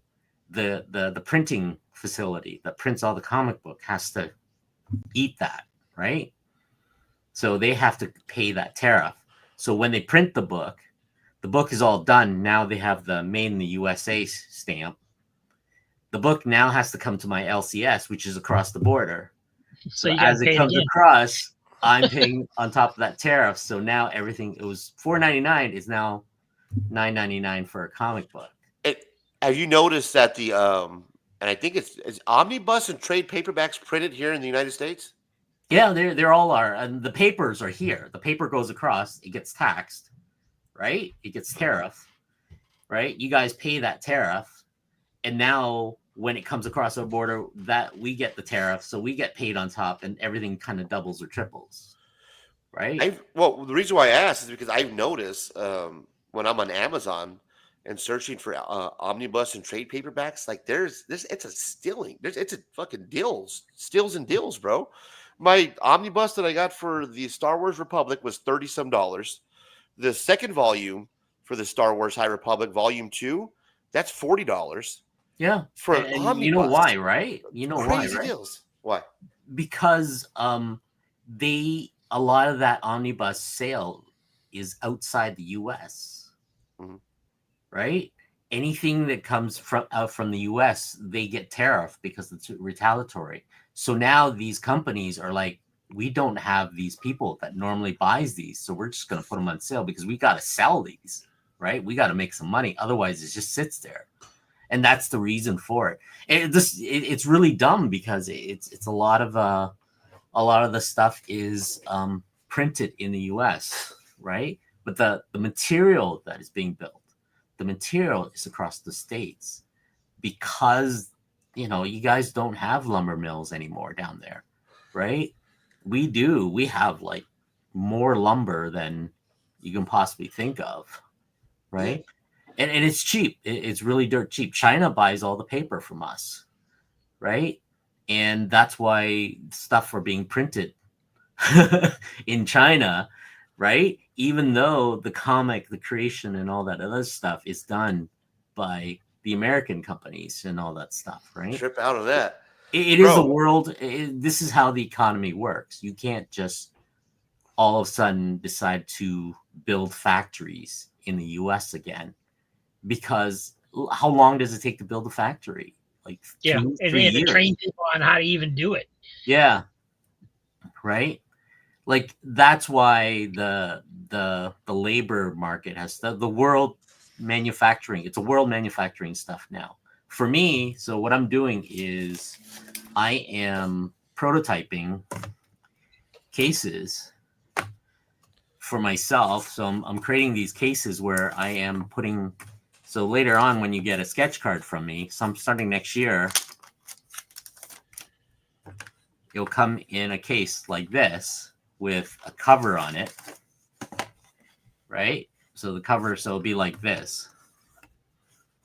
Wow, that's cool.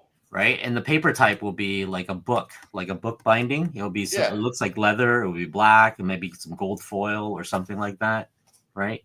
So that's what I'm doing. And the only thing is, I'm sourcing this in China because I'm hoping to get these for less than $1 for like. So I'm designing it right now, sending them a specification. They're going to manufacture it, right? And that way you can have like a really nice presentation. So when you get the card, right, it'll be something like this. You can open it up, you can be proud of it, and you can put it on, your shelf and stuff like that. So that's the idea for it. It's all about presentation, right? Right. And again, I can't find manufacturer in the US that does these, right? It sucks, right? That's really what it is, right? Like a lot of the guys are like, yeah, we like a lot of the print house here is like, yeah, if you're looking for a box and stuff like that, we send it to China, right? and they get it for like 15 cents a piece. You know, they order it like thousands and thousands, right? They come back and they get printed, right? So the cover will be printed, will be laminated, whatever the stuff will be. And it will You're be gonna have your printed in the like a US. logo on it for you or something. Yeah, I just got to design a logo. You got to or design something it, to and do, then they put it right? on there for you. That's cool. Yeah, so the idea is it's supposed to let me see if I have pictures of it. I've just been sourcing the it's all about like upgrades and presentations, right? So I'm looking at so you're looking at something like that, Oh wow. Okay, the finished design. Yeah, that's sleek, bro. Yeah. right? You're looking at something like that. Because the other guys I sourced was let me see. Is there anybody else that's providing their cards like that, Locke? Are you gonna be kind of pretty much They're first the one high end artists are doing packaging this, it? Oh, that's cool. right? So it'll be something like this. It might be something like this. I'm looking at this. This will cost me about a couple. Like right now, if I buy this through the States, I'm looking at almost $6 a case, right? Right. And the expense of having it mailed in a box and stuff like that adds up the price. So I have to mark up my price for a sketch card, right? I rather just charge $100 for a commission and you get a really nice case with it. So I looked at this type of design, which is a lot thinner. It's like 5x7. That's what it is, right? 5-inch by 7-inch. It fits in any mailer and all that stuff, and you get kind of like almost like leather bound with a gold trim on it. That's sleek, bro. That is real nice, right? So you're gonna get like that, and that's what I've been prototyping is the size of the setup, right? Yeah. So, How did you even come up with that idea, Locke? Is it by seeing other artists use that same packaging design, and you're like, hey, that's pretty cool, or is this something that you just thought of? The card set that I did for Masterpiece Cards that's exactly what we did, right? The Masterpiece card is basically you get this case. So you're getting this case. So you're getting a case like this. So you get a card inside, and it's a flip case, and it has the Mickey Mouse design or Winnie the Pooh design and all that stuff. And inside it is a one-touch with the sealed hologram stuff. So it's a really nice presentation because you're buying a $50 package. So I think for $50 you get one card. It's a random card. It could be a sketch card. It could be a refractor, gold card, and all that stuff. So that's the kind of product you're getting is the case, the presentation, and it looks really, really nice, right? Right. Yeah. So it's for collectors. You get a nice case with it at the same time. But as an artist, I want to upgrade my my design, right? So that's what I'm doing here is, sending it to the companies and stuff like that. So you can see I have to get because this is a one touch that's in there. It's a little big, but I'll have different fillers, I guess you call it, right, for that. So I have that preemptively, so the idea is it's supposed to be something like that, right? And that's what you're seeing. It's all about at the end of the day, if you get this from me, a sketch card, and it comes like this, it's that, it's that unboxing experience. Yes, nice. Right? Look at you, bro. Yeah. Amazing, man. Congratulations. Yeah, that's cool. Right? Oh, yeah, and that's really what it is. And I want to give the people that actually give me money to draw a card some value to it, because you've seen it. You've seen the stuff where it shows that you take pride in what you're doing as well. You're not just putting a card in a slab and sending it out. I want to give you an experience. There's a reason why you came to me, and I want to thank you for it. You know what I mean? Yeah. That kind of stuff. That's really what it is. I mean, a lot of the time people, get a card and it's in the top loader. You know what I mean? You pay $50, $60 for a sketch card, and you get it in a top loader. Yeah. And it goes in a mailer, and you kind of get it, and you kind of hold it. It's kind of like, it's cool. Yeah, I got it. Right. Right. Then I did this, and it's even cooler. You opened it. Your daughter opened it, right? Yeah, she you loved held it, in bro. your hand, Nuts. right? it's that extra value, right? I mean, you're paying $65 for my commission. Yeah. And you get this in a nice bag, right? So my next thing is now I can charge $100 and you're going to get in a case. It will be all black or blue or red or something, right? It'll be a nice lid on top, right? If you open it up, there'll be like, I'll design a card or something like that will fit right on top, right? So you can open up the card, right? Or some sort of slip card, that kind of stuff, right? I want to give you that unboxing experience. That's really what that is. Talking about unboxing experience, Rob, last night I had DJ Links on, and we're talking about the Big Time Collectibles mystery box thing, and this made me think about your show and how you're doing your auctions, and you have a bunch of these comic books. Have you ever thought about yourself, like doing like a cheap comic collectory mystery box, bro? Like something that you put like some of your top stuff in there. Maybe that you're going to put like a Silver Age or Golden Age book, and then you get some other books thrown in there, like a cheap comic collector, $20, $30, whatever, $40 mystery. Have you ever thought of it maybe doing something like that? The thoughts occurred to me, but doesn't really appeal to me. No, really.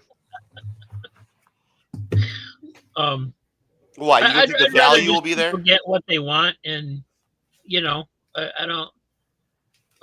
But it's fun opening up something that's a mystery that you pay $20, $30 for, and you might, be like, the truth is that most people don't know what they're getting until they get it anyway, because their stacks sit here.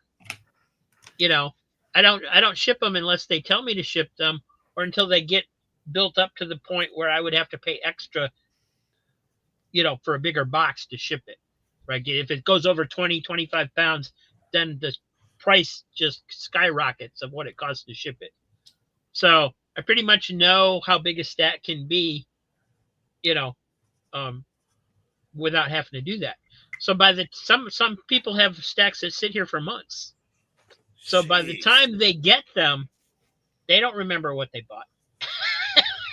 So it is a mystery box by the time it gets. So it is a mystery box, exactly. And it's. I mean, yeah, I've thought about it. If I was dealing with newer comics more, I would maybe do it. But when you're dealing with older comics, so much of it, whether they want it or not, is condition.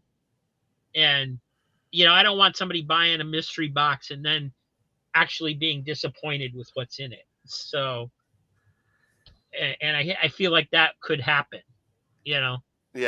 Well, I mean, it's a way to get rid of some of the inventory. You know what I mean? But the thing is the inventory that I get rid of is the stuff that they don't want. So, it's that's not doing them any favors either. Yeah, it's also one of those things is, you're seeing it and I'm going to buy it. It's $2, $3. I'm not. Yeah, you know what I mean? I'm not. Yeah, it's not like I'm doing like $20 books or $5 books even. Yeah. You have a chance at like a $50 book or something like that. That's not something. Yeah. In order to do that, I'd have to put stuff aside specifically for that to make it worth people's while. And you don't want to disappoint them. And at the same time, you don't want to disappoint them. I rather buy the book that I like and I want, and I know the condition I'm getting it for $2 or $3 than mystery box. And you know what I mean? Yeah. It's one of those. It's and that's a neat idea. I didn't think about because I thought you were shipping out every Monday, right? That would be nuts. Oh no. Yeah. No, I wouldn't be able to do it for $2 or $3 if that's what I was doing. Yeah. That's a good idea. Let people just build it up. Yeah. Yeah, because I mean, I got people that'll, they'll buy so many, they'll claim so many comics, and then they're like, oh, can I pay you like $50 a week until it's paid off? Yeah. And I'm like, yeah, go ahead. I don't care. If they don't pay, I still have the comics. They just come back to me. So it's not a big deal. Take a look at this cover. Yep. That's coming That's out cool. with the Comic for Curing Cancer stuff. You guys can pre-order it, the whole bit. The James Crow, O'Barr's issue The 1. Crow. Dead Time Sumerian. That's dope, man. Version variant by Ace. How do you say it? Contenido? I don't know. Limited to 300. Big Time Collectible 150 and C3. Wow. So the Comic Curing Cancer guys got 150 of these. And Big Time Collectible got the other 150. Yep. And the what do you call it? 100% of the proceed goes directly to the Comic for Curing Cancer, like the American Cancer Society. Nice. Right. That's dope. Yeah, and the art sketchbook that they're dropping, or that already dropped, that was sick too, man. I think last year it was a Spider-Man, right? And then this year they're doing Incredible Hulk. Yep. It's a really great cover. If you can get a hold of that, DJ Link's got 2 signed by Lou Ferrigno. Yeah, I seen that on his Instagram. Yeah. Yeah, I see that. That's a sick Crow cover. That's a badass. Yeah. Incredible Hulk. I have the one from last year. I think it was like the Air metal cover. Yep. Yeah, so I picked up that on the mystery Good box. cause. It's good cause. My print is in there. This is another hot book right now. This freaking Exquisite Corpses. Like, I've been seeing nothing but these Instagram posts about these Exquisite Corpses. I don't know anything about it. Who's that by? I don't know, man. But my feed, it's image book. Okay. My feed has been filled with this Exquisite Corpses. This is Nerdy Geeks Instagram. And I mean, they're sick covers. I don't know what the story's about. I don't know if it's like a murder mystery, but evidently this is like the hot thing right now. Is this Exquisite Corpses? That's what's up. I have no idea what it's about, but that is the new hot book. Zombie Tramp. These are always fun. Yeah. And then look at Heroes for Hire. You got Matt with his Captain America. Matt loves Captain America, bro.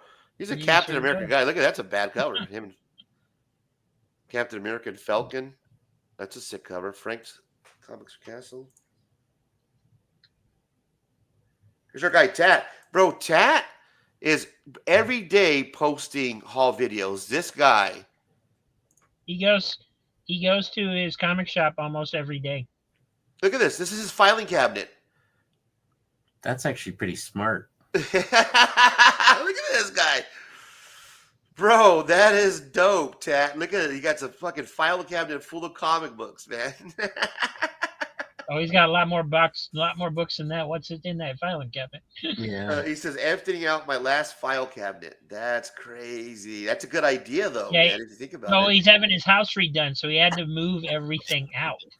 Yeah, that's right. That's what he was doing earlier, right? When we were asking so what he's doing. he had to basically empty all the filing cabinets that he had just so they could move them because they're so heavy with all the comic books. Tat, if you're still in the chat, if you need place to storage, just send it up to Canada. I'll hold on to it. I'll gladly hold on to any of the comic box. All right. I'm sure Razor will take some and Cheap Comic Collectibles will take some of you guys. Tat, if you need some storage space, because, moving into a new place will take some time to adapt and stuff. So that your comic books will be loved up here in Arizona and wherever Cheap Comic Collector is, right? I'd be more than happy to hold on these Tomb of Draculas and Living Vampires for you, bro. Just exactly the man thing right there. That's yeah. You don't want those. Those they look old and tattered. Just reader beaters, anyways. Yeah, don't worry. I'll gladly take them off your hand. No worries. We'll gladly pay you for a comic book today.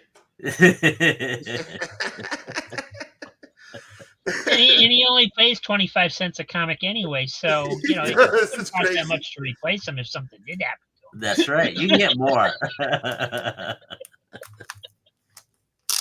It's amazing how he every day. I love to follow Ted on Instagram because on his feed every day. Look at that X-Men. It's just a reel of comic books. Like holy shit! Look at these X-Men that he have. Yeah, he's got to change out the bags. The bags are starting to. Well, he only spent 25 cents a comic book. I'm surprised he even have bags and boards on him. I'm sure he pays more than that for some of them, but he finds some amazing stuff in those 25-cent bins he's got access to. X-Men oranges. They killed it. Yeah, there it is. Man, look at these hauls. Look at Grendel. The Goon. Tomb Raider, Aquaman. This guy, bro. Look at this haul. Look at these haul videos. These are all Instagram. This is not even his YouTube channel. These are just his Instagram reels. Wow, look at this shit. This has 235 views. Let's take a look. Damn, Tat. I'm envious, bro. I'm jealous. Look at you, bro. You have the new Titans collection.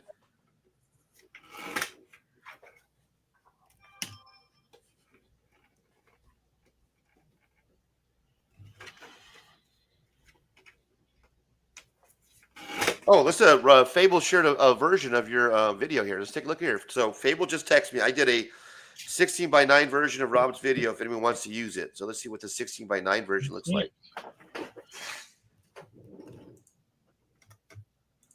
It's beyond the console, pull up a chair. Comic book vibes are beyond compare. Giveaways flowing straight off the page. All on YouTube, join the stage. Beyond the con where the fun don't stop. Heroes, villains, we're rising to the top. Comic book dreams, giveaways so sweet. Click that link, get your weekend treat. Oh, feel that beat. Oh, Power Band Zap, that's the sound of fun. We got Tales for Miles, we're the chosen one. From pounds to prizes, it's all for you. Beyond the con where we stick like glue.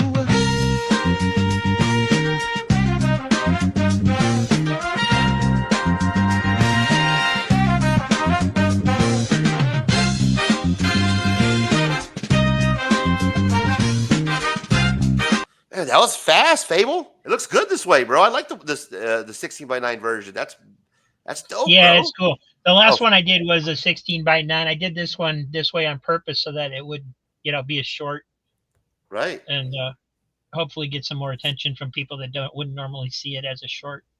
But yeah, this is awesome. Good job, Fable. Free swag flying, it's comic book gold. Beyond the con, got stories untold. Hang with the fans, the fam, the crew. Dive into the action, bring your super suit. Beyond the con, where the fun don't stop. Heroes, villains, we're rising to the top. Comic book dreams, giveaway so sweet. Click that link, get your weekend treat. Nice. Yay! Yay!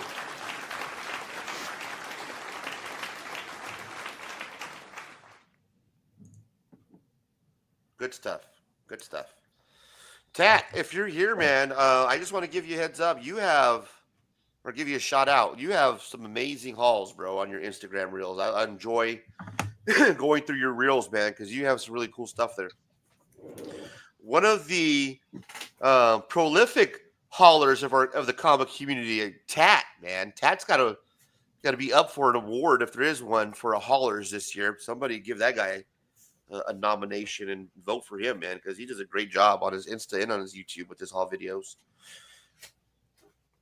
Lisa says, I have the medal from last year, giving it away. Lisa's giving stuff away. Look at Lisa. Where are you giving this away, Lisa? Is this on your Instagram? Is that where we should follow you so that way we have a chance to win the medal from last year? Let us know, Lisa, how we can win a medal from the last year from the Comic Curing Cancer, which would be that Spider-Man one, if I'm not mistaken. So, yeah, that's cool that Lisa Noble's giving away a medal. So if you follow Lisa on Instagram, give her a follow, and she'll let you know how to win. Let us know, Lisa. Sweet. Looks like a towel cover. I was looking up Exquisite Corpses because you said you didn't know what it was about. It's popular, yeah. It says every 5 years on Halloween, the wealthiest families in America play a game. 12 of the deadliest people in the world are dropped into a small town with just one goal: last killer standing wins. For the citizens of Oak Valley, Maine, this year's unlucky arena, the goal is much simpler. They must survive the night. Oh, now that does sound pretty cool then. Yeah, there you go. That sounds pretty dope. Okay, because literally those books have been going for something crazy, man. Like, there's so many different covers, of course, but I've been seeing all on Whatnot. It's all on my Instagram stream. It's all about exquisite corpses right now. So, oh, she says she's just sending it to somebody randomly. So she's just randomly gonna mail it out to somebody. That's awesome. That's cool, man. Thanks, Lisa. I was gonna say congratulations, Razor, because it could be you. Congratulations, Razor. I won. No, that's awesome. Lisa's randomly sending out a giveaway. That's so cool, man. Look at the comic community just doing shit for each other randomly. That's cool, man. Right on, Lisa. Check this out, Rob. Here's something that you never get into, that you're not a big fan of, that you don't follow, that you don't care about. I was actually looking at these the other day because I was thinking about doing a video series where I talk about what's coming up and so on and so forth. Do you have any? I was watching Bueller's video, and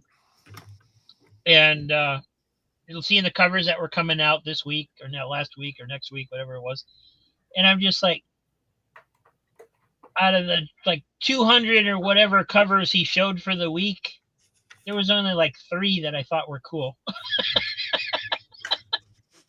And I'm just like, man, I can't do that. The death of New Comic Book Day, guys. Unfortunately, we don't get as hyped up as many other people do, but I do like to live vicariously through others and see what they pick up, and see what's hot, what's being, the trends, what the peeps are picking up. And evidently, this week that's coming up is supposed to be like a huge week for New Comic Book Day. I don't know why, but I'm told that this is supposed to be a big week. I don't know if it's for flippers or if it's a big week for stories, but evidently this is supposed to be a big week for New Comic Book Day collectors. So maybe there's just a lot of stuff being released. I guess so. If you guys know any books that are coming out that you guys want to shout out, let us know that we should be into. Let us know. I have no idea. But I keep hearing that this is a big week. There's Umbrella Academy Plan B #1. And I'm like you, Rob. I was scrolling through this list of supposedly the hot books that are coming out, and there was really nothing that stood out to me, man, to be honest with you. I mean, the facsimiles stick out to me because those are cool.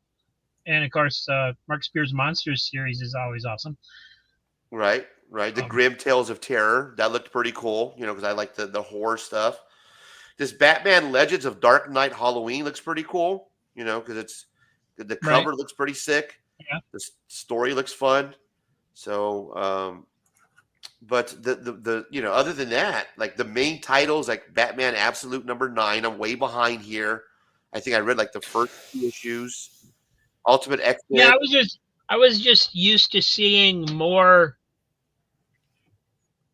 amazing covers than what I saw, because I scan the comics, when I do the rare occasion that I do go to the comic shop, I scan what's there coming out new, and I see a lot of cool covers usually, but then I open the book and I'm like, yeah, no. Well, that's what happened with this fucking thing right here. So I picked up this 1 in 15. This Mark Spears, what is it? Space Ghosts. Space Ghost is supposed to be a cool series. Well, it's horrible. This thing is horrible. Really? Oh man, it is the worst read ever. So I picked it up because it's a sick cover, and it's the 1 in 15, right? So then I read it. The Space Ghost Johnny Quest one? The Space Ghost Johnny Quest one. Yeah. I read it. Okay, that's different. That's different than the regular Space Ghost series. Yeah, that's different than the regular Space Ghost. Yeah. Okay. So this is the Johnny Quest. And the story is absolutely just horrible, man. It's not memorable at all. At the very end, the Space Ghost shows up, I guess, and that's the big reveal. I don't know, but that's him at the end. showing up.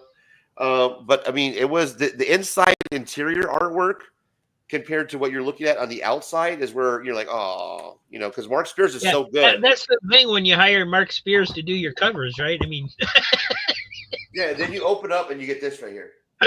You're like, Well, I mean, here, right? This is Yeah. same thing. I was commissioned to do a cover. That's what I'm doing. I'm signing all the covers. Then then you open it and you get right. Exactly. Same thing, bro. right. So that's my job, right? For you to pick up the cover, right. And that's the next thing. Yeah.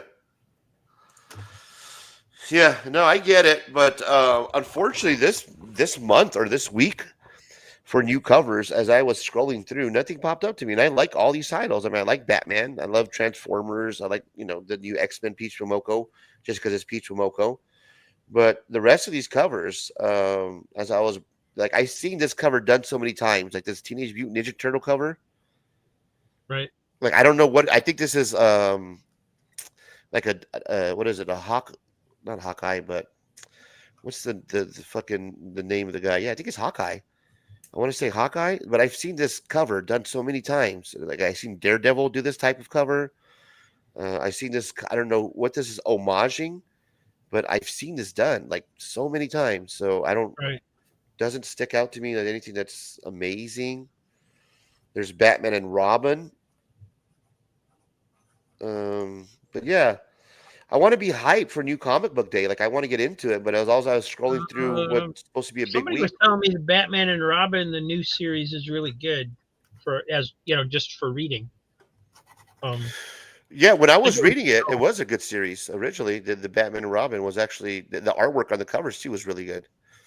One collection down says last week was pretty big with the World to Come with the White Black Panther incursion, which brings Miles Morales back to the Ultimate Universe and Imperial by Hickman. Oh, cool. Lisa says Spear stuff is out this week, number 5 with the card. Oh, that's cool. So the monster book that's coming out this week, the number 5 has a card with it? Yeah, it's probably from his Kickstarter.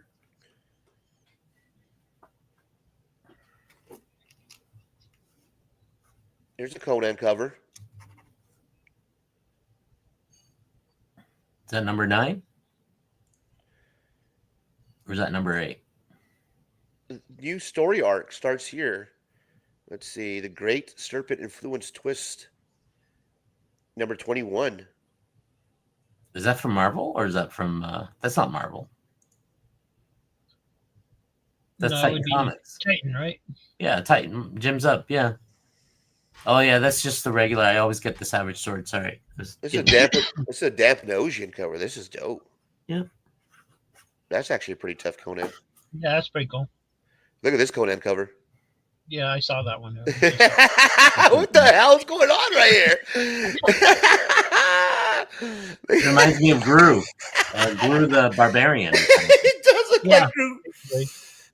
I love it. I mean, it's great. It's cool for what it is. It's just weird to put it on a Conan book. Yeah. Get this cover, man. Wow. I gotta hit up Jim Zub and see if I can get a cover. That's a beautiful cover. That's a weird looking Conan.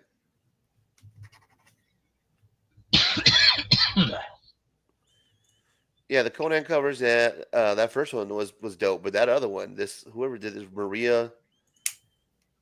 Wow, that's a weird looking cover. Oh no, Lisa says it's not the it's the LCS. It's the regular monsters, not from the Kickstarter. I think those ones are already done, the Kickstarter ones.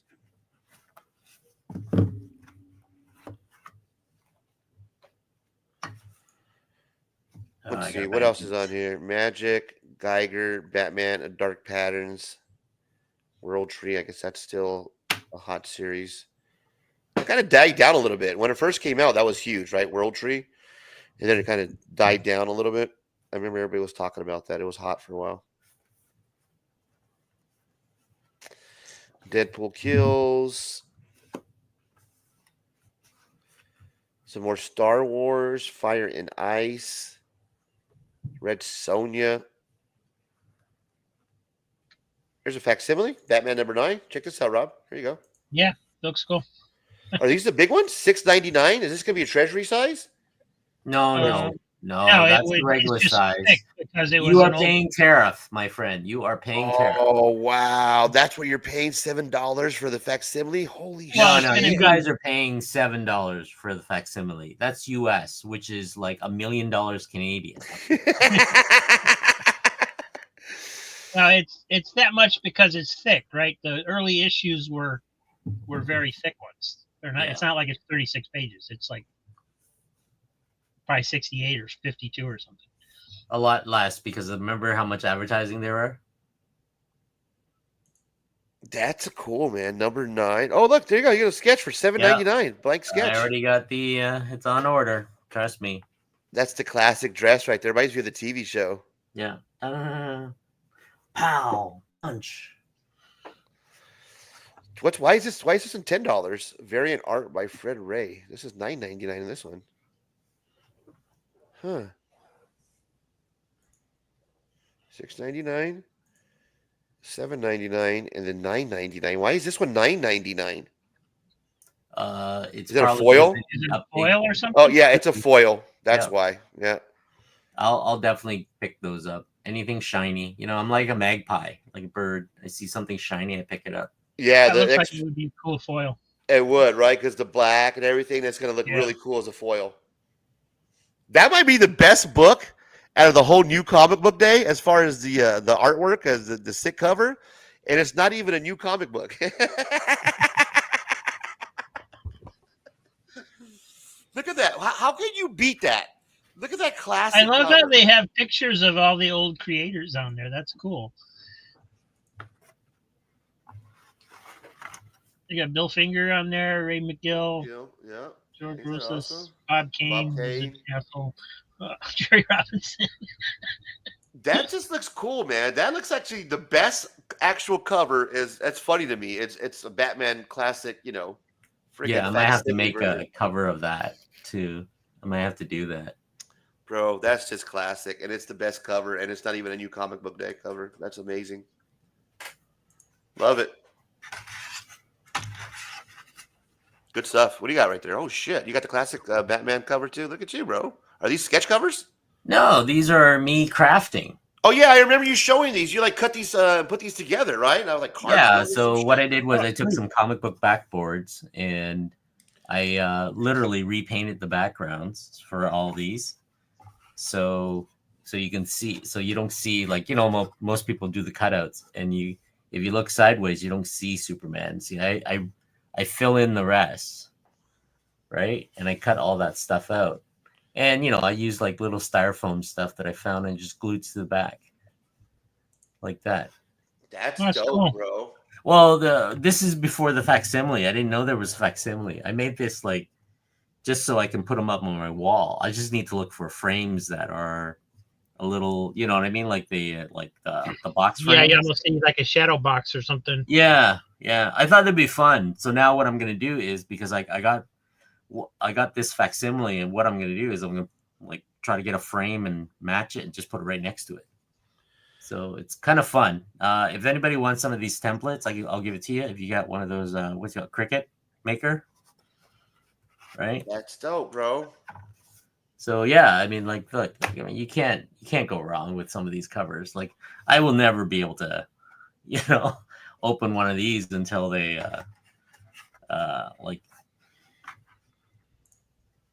right? Yeah. those are cool. You're crafty, man. That's amazing. Well, I can prototype and stuff like that, right? This is one of my favorite covers here, Captain America, Bicentennial Battle, right? Yeah, see, this is the kind of stuff that, I'm waiting for. I don't know if there's a facsimile of this yet. All right. So then I have the Secret Wars right there. I don't know. I don't think Marvel's done any Treasury facsimiles, have they? Yeah, I hope they do. I mean, I saw this facsimile, right? Well, didn't they do the Muhammad Ali one? Yeah, but that's DC, right? Oh, that's DC. That's right. No, they haven't. You're right. Right. So this is what I'm waiting for, right? A facsimile of this one, right? That's sick. Yeah. Well, the thing with this was a hand drawn circle. I did it digitally. Yeah. I cleaned it up, right? There is a facsimile of that one. Is there? Okay, I'm gonna So, look for it. I got let my me- comic shop. Let me check to make sure because I'm pretty sure I have that one. Yeah. So what I did was I used comic book backboards and I cut it. Then I printed on just regular printer paper and I just glued it right on top. So you get this nice outline, right? So it's a process. It's fun. It's just for my purposes kind of stuff. And I saw that Batman cover and I figured, okay, I like that one. Let's do that one too. Right? Yeah, they got one. Yeah. Okay. Yeah. So yeah, this is this is just me messing around for trying to get some of the covers I like. A lot of these books I will never be able to open in real life, right, and hold in real hand until they start releasing the facsimile, and that's the thing. And I don't think I'll find Treasury edition of this one as a facsimile, right, unless Marvel start doing it. And you can see the glue, right? Just a lot of but these are like, I love doing these ones because they What's the black? What do you use for the black background? Oh, black is just basically what do you call it? Kind of like mat boards. Okay. You know, the mat boards. I had these left over when I was cutting just mat boards for something, right? It's just a hard card, like that's what you're looking at. It's just a mat board. It's just a board, right? It could have been on anything, but if you look careful, I mean, this is all like cardstock printer paper that I laminated on top of a comic book backboards that I bought, right? Very cool. Yeah, it's fun. It's just me. It's crafty, man. It's crafty. I've seen people sell stuff like that. Yeah. People are a lot of my friends say, you should bring that to sell. I was like, I don't want to be sitting there manufacturing this shit, right? This is just for me. This is the like love of interest. Anybody wants to take some of this, you're welcome to, right? Just reach out to me on Instagram and I'll send you the files, right? And you can do whatever you want with it, right? But because I don't own the rights to these, people make these anyways in their own way. But I figured they're just, they look fun. If I do this right, I can get some LEDs and other stuff, right? Yeah. Cover prices for Mark Spears Monster. What issue is that? Number 5? Number 5. I think is this the one that you're talking about, right, Lisa? This is the cover price the day after Wednesday. This is Monsters Mark Spears number 5. Retailer incentive variant. Take a last look, Igor. Then seal up this door forever. Isn't that a sick cover? 5D. See, is this the 5D? This is the 1 in 25 Batman. Oh, this is a Batman homage. Look at this cover. This is dope, man. Along with the 5th printing of issue 1 comes the 5th issue in the series, which has already been seeing a bunch of copies flying off the shelves. One such variant in particular, this 1 in 25 homage pays tribute to the 1969 Batman number 217, which marked Dick Grayson's departure to college. Oh, shit. Okay. So this is a Batman homage for Dick Grayson going to college. Huh, I would never guessed. Expect to pay anywhere from 30 to 40 depending on your LCS on the aftermarket. So this is a real cool cover. Now this I like right here. You can see here in the back. What's that like? Is that Mrs. Frankenstein or no Mrs. Dracula? Which one is that? Bride of Frankenstein. Girlfriend. Bride of Frankenstein, right? I think She's so. all tied up. No, that's my ex. She likes being tied up. eBay. All right, let's take a look at it. Let's see what Lisa got here. Pop Kill. That's a cool cover. Yeah, I've seen a couple people get those. Yeah. Look at that. Look at the pop. Well, that's a cool one, man. A little soda pop cover. Yeah. I saw somebody have that on Whatnot the other day. Yeah. Campbell. J. Scott Campbell, Yeah. Mad I can Cave tell. Studios. Yeah, I like this. That's cool, man. That almost, I don't want to say it, but it almost look a little AI-ish. But it's sick. I like it. It's dope. That's Storm. That's the Storm cover. That's supposed to be hot. Okay. Storm look a little thick. Storm got a little thickness going on. It's cute. That's a good cover. I like Right? Look at Storm. All her thickness. that. Jeff Not sure what Deckel. she's doing sitting on the couch, but okay. Looks like Right. she's in the club. She's chilling, bro. Oh wow! Check this out. This is that Magic. Which one is this? Purple Puppeteer Lee Virgin 1 in 50. Oh, X-Men number 17. Wow, that's actually a pretty cool cover.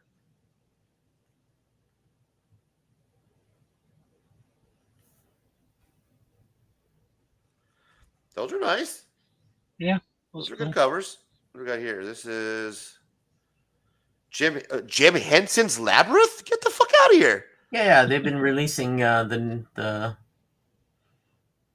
book. That's actually a beautiful cover, man. Look at this. Yeah, that's cool. Jennifer Wow. Connelly. David Mack. I didn't know they were doing a Labyrinth comic book, 1 in 25. Yeah. My issue with Boom Studio is the paper quality of the cover sometimes are a little questionable. Yeah, I remember you mentioning that Yeah. a couple of my streams back. $100 for the fair market value. Wow, of this 1 in 25.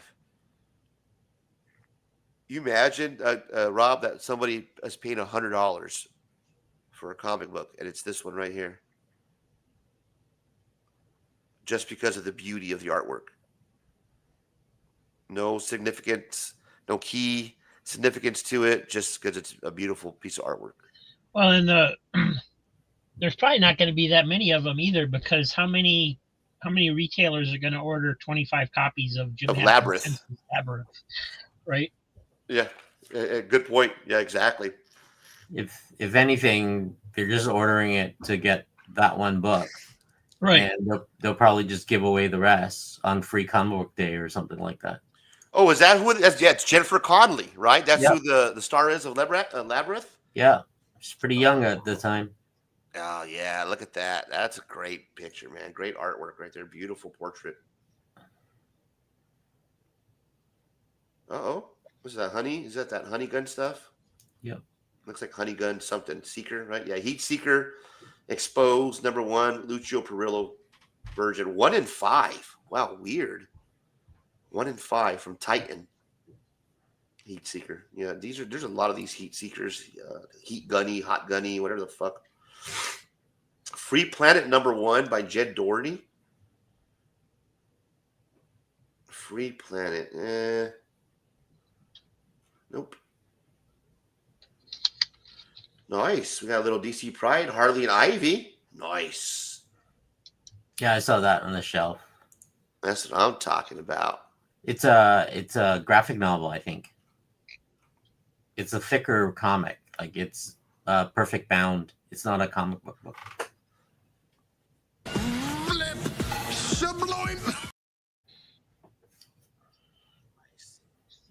Oh, check this out. The Adventure Time number 3. Yeah. Wow, that's sick. B&W Junaba, 1 in 50. Only press. Pre-sale. We can't quite call this hot, but the sale was for $100, and there are only 2 copies listed, both asking $99. Wow, that's scarcity, no doubt. That is a sick sketch cover.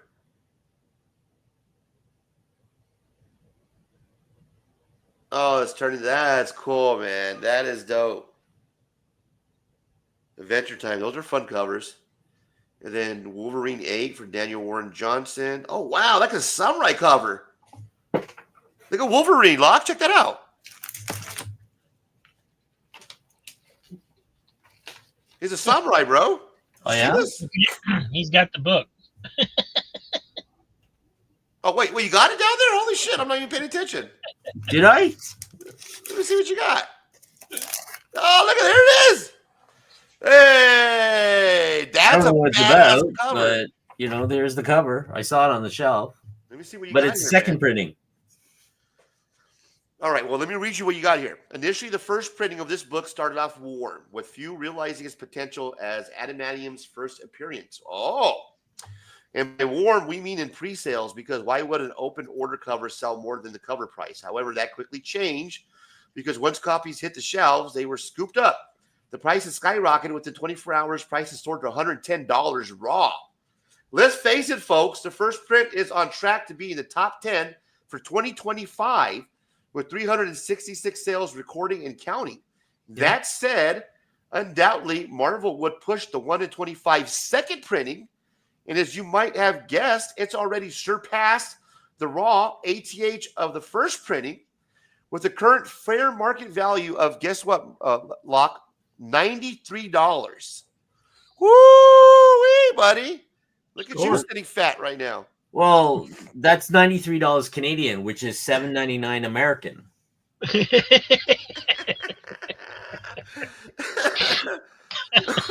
Hey, Locke, if you want it to be a dirty flipper, bro, that is the book right there, man. I just got it because it was like somebody said, "Hey, you want it?" And I said, "Sure, I'll grab it." And it's like I like the black and white, and that's it. I mean, this is what I got it in. It's got this like Marvel have been using these paper. Have you noticed? Look at the paper. Look, Yeah, look, see the wave. Yeah. Notice that? Cheap ass paper. Yeah, but I don't know. I mean, this is, I got it from my LCS like weeks ago, and I finally went and picked it up, right? So that's what this. It's like, okay, whatever, right? Now I think it would be a lot more if I can get like Michael Turner to sign it, but Yeah. Well, shit, man. The Virgin second printing is what's hot right now, but that's still you got the fucking the cover. That's dope, bro. Right. So yeah, like why would I flip it? That's the thing, right? It's just one of those. It's like, okay, well, add it to my collection. You could probably pick that up on Cheap Comic Collector's sale next week for $3 if you wanted to. Yeah. Now this was maybe a couple months from now. Yeah. All right. This was my favorite cover out of the. This is the day after Wednesday, so this would have been this past Thursday. The hot covers. This was my favorite one out of all of them. So let me show you. Look at that. Yeah. Look at that. Fucking Spider-Man and goddamn Predator, bro. Ain't that dope? Oh, yeah. That was my favorite one. So this is the Predator versus Spider-Man #1, Ryan Brown, second printing, 1 in 25 Virgin. These look to run you anywhere from $50 to $75 right now. But that is sick, bro. Yeah, but like I'm, it's nice to get the cover, but like I get them because I like the cover. It's not like I get them because I'm speculating that the cover is worth. You know what I mean? Right. Look at the reflection is Spidey's. What is that? His eyelid, whatever. Yeah, the lens. The lens. Oh god, it's so sick, bro. The detail, the fucking reflection is badass. There's something in it. You got to look in it. I think there's something in it. I'm trying to make out what it is. I can't really see what the reflection is. Like it looks like there's something towering in the back or something. But that's sick, man. Yeah, that was my favorite out of all of them. Now that's badass. Woo-wee! That'll be a cool movie. Spider-Man versus Predator. Yeah, that won't happen. They've owned both of them, so that won't happen though. They've been doing what Disney's been doing. Is it Disney owns Predator now, right? No.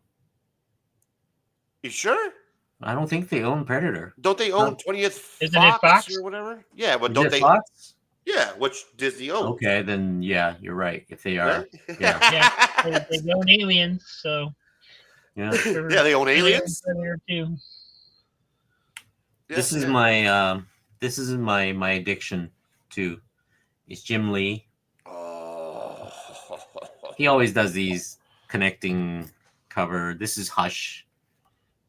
So I had to pick it up. So yeah. So sweet, bro. Yeah, that's badass. Right. Yeah. I mean, Jim Lee's the man, right? Is it? Jim Would you Lee, say yeah. that G Lee is the man right now? Like, I mean, Mark Spears is hot, but as far as like the well, number one guy, I grew up with him, right? Kind of in the 90s kind of thing. And I always liked his inking style, his all this other stuff, right? I mean, Army of Darkness, right? $5 for the blanks. I say is it's what I Jim got. Lee and it's Alex Ross. To me, those are the two best guys. Like, Yeah. Then Alex I got Ross is this. Issue oh, you 4. got the Naruto. Yeah, Naruto. Am I saying it right? Naruto. I like that. I don't know. I thought it was cool. I just like Yeah. the crossover. So I picked up issue 4. I think I have 1, 2, and 3 now. So this is 4. I don't know how many issues it's gonna be. Oh, but- these are so fun. I love the cartoon crossovers. Yeah, I just like the art style. It's just like the art style. It's very heavy lined. It's the kind of stuff that I would probably do for a lot of this stuff. Ninja Turtles. Yeah, it just reminds me of watching cartoons because that's what Yeah. you look forward to as a kid is like these crossover events. When you're watching cartoons. Yeah, right. And then let's see. I got a bunch of new. I got Ultimate Spider-Man. I don't know what's happening in this world, but Oh, this is supposed to be a big one. Yeah. Oh, you got it, huh? The incursion. I think that isn't Fable. Oh, Weren't this you talking spot. about this? I think Fable says something about Miles Morales is going back to the universe or some shit. Right here we go. yeah, this Last is week, where this was pretty big with the world to come with the White Black Panther incursion, which brings Miles Morales back to the Ultimate Universe and Imperial by Hickman. yeah, this is where the spot. This is where he shows up right there. Oh, spoiler! There it is. So is that the Fable? Is that the fucking what is it? The White Black Panther? White Black Panther. So it's not the White Panther, it's the White Black Panther? How does that? I don't wait, what? I don't know. Let me find out. I don't know.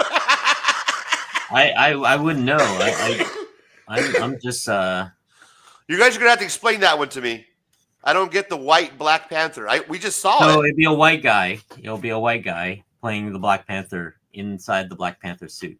Are you sure? I don't think that's what it is. I believe that's what that means. That's what everybody's been talking about. They're saying Right. so it's I a don't know white, whether- but it looked like there was a white black. And I mentioned it on Crazy Hungarian's show Friday night.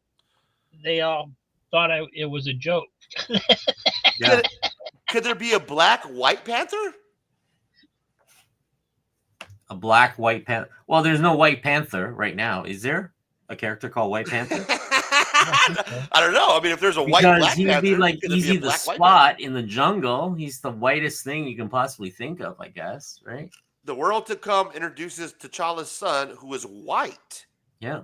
and is the new It's black. the new Black Panther. Oh, okay. So Yeah, 'cause T'Challa's the son black- is white. That makes sense because the Black Panther is a title, not a Yeah. I'm still confused. The Black does that- Panther will be a He's white. not called the Black Panther because he's black. and Okay. racist. Yeah. So- The suit is black. I'm trying to figure it out. That's right. So the new Black Panther is going to be a white guy. That's right. So it's Rob putting on the Black Panther costume, basically. Is what's going That's on. right. Got it. The Black Panther is not because he's a black person. The Black Panther is the suit is black. So why isn't it just the Black Panther? Why is it the White Black Panther then, if that's the case? Well, they're not calling it the White Black Panther. People are saying the new Black Panther will be a white guy. Oh, so Marvel is not introducing him as the White Black Panther? No, they're not going to say this guy is a white Black Panther. Dude.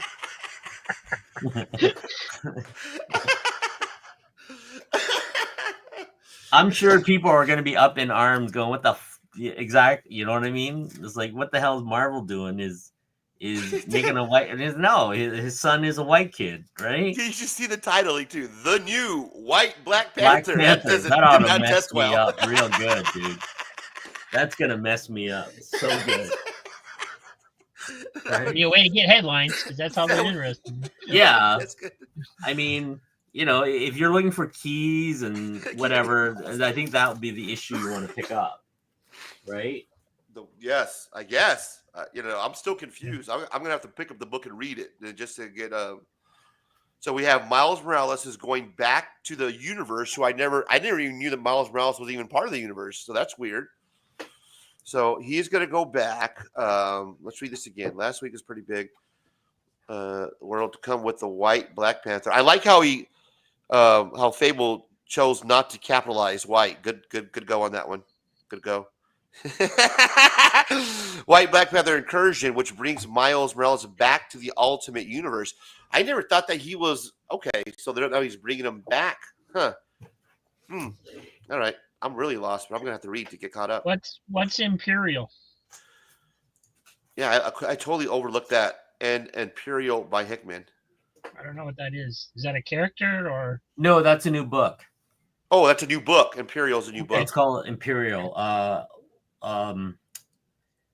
Yeah, it's a new book. It's a new storylines and all this stuff by Hickman, right? Look up Venom Volume 4, number 32. All right, let's see. While you're looking that up, look what I found. Razor. Mad Balls versus Garbage Pail Kids. Hey, now this is a series right here. I love this. This even came with some cards. Yeah, this is cool, man. By Dynamite. What are you gonna do? Are you gonna do a sketch on there? You know what? What are you gonna put on there? What Garbage Pail character are you gonna go with? I don't know. You suggest. You ask. This cost me 10. This is the most I've ever paid for a back issue of a what you call it? A Dynamite book. I'm sure this is going to be like paper thin,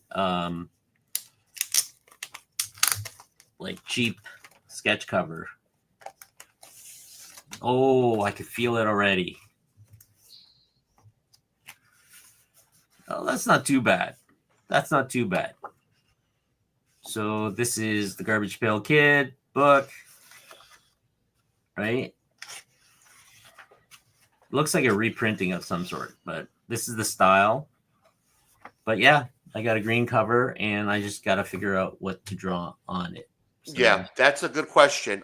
Being that it's a green cover, you have a lot of good choices to go with because puke, snot. So there's a lot of ways that you can go with the Garbage Pail Kids. Yeah, I mean, I could cover the green with a white acrylic, then paint on top to change the tone too, right? So, but ideally you want to use the paper. But the thing is this is one of those. It's kind of like it's a cardstock paper, but I have a funny feeling that the paper type is very absorbent. So if I use some sort of alcohol, I might just end up punching holes through it. I have to do some tests somewhere, like maybe on the back a little bit. But the book is really, really thin, and I didn't believe it was like $10 for that. Yeah. Right. The trade dress looks really cool though. The Mad Balls, the logo on the GPK, that looks really cool. Man. Yeah, I just wish they put the A cover on the inside, so at least I can see what the A cover looks like. Right. I didn't know this existed. I really didn't. I just ran into it by accident when I was at Niagara Falls Comic Cons, and there was comic book retailers there, which is interesting because a lot of the time. Yeah, so this is the comic book retailer, Big Belly Comics. There you go. Okay, so wow, that's a nice cover. Look up Venom Volume 4, number 32, cover D. This is what I found. That is pretty sick. That is pretty dope. Is this what I'm looking at, Fable? Is this what you want me to pull it up? Yeah, this is dope, bro. Nicely inked.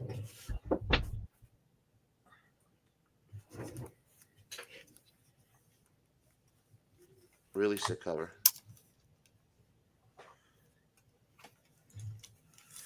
So yeah, I got all the the Teenage Mutant Ninja Turtle ones. So there you go. I got the this is a cool one. Check out this Winnebago from the Spaceballs. I think you should send it to me because I can't really see it really well. I put it a little closer. No. Just mail it. You know, you have my address. closer. No. That doesn't work that way. My eyesight's not that great. My eyesight's not that great. It's too far. Distance from here in Arizona, it's just too far. It's easier just to mail me the entire collection, and I'll go through with you, and I'll tell you what's worth it and what's not. Here goes Mighty's card right here that he sent me. Oh wow! Nice. Comics and collectibles. Nice. Check out the back. That's awesome. That's awesome. Fucking Lawrence, man. This is another one of my favorite ones where they did this 80s movie series. Big Bucks Biff. Check this out. Yeah. With the almanac.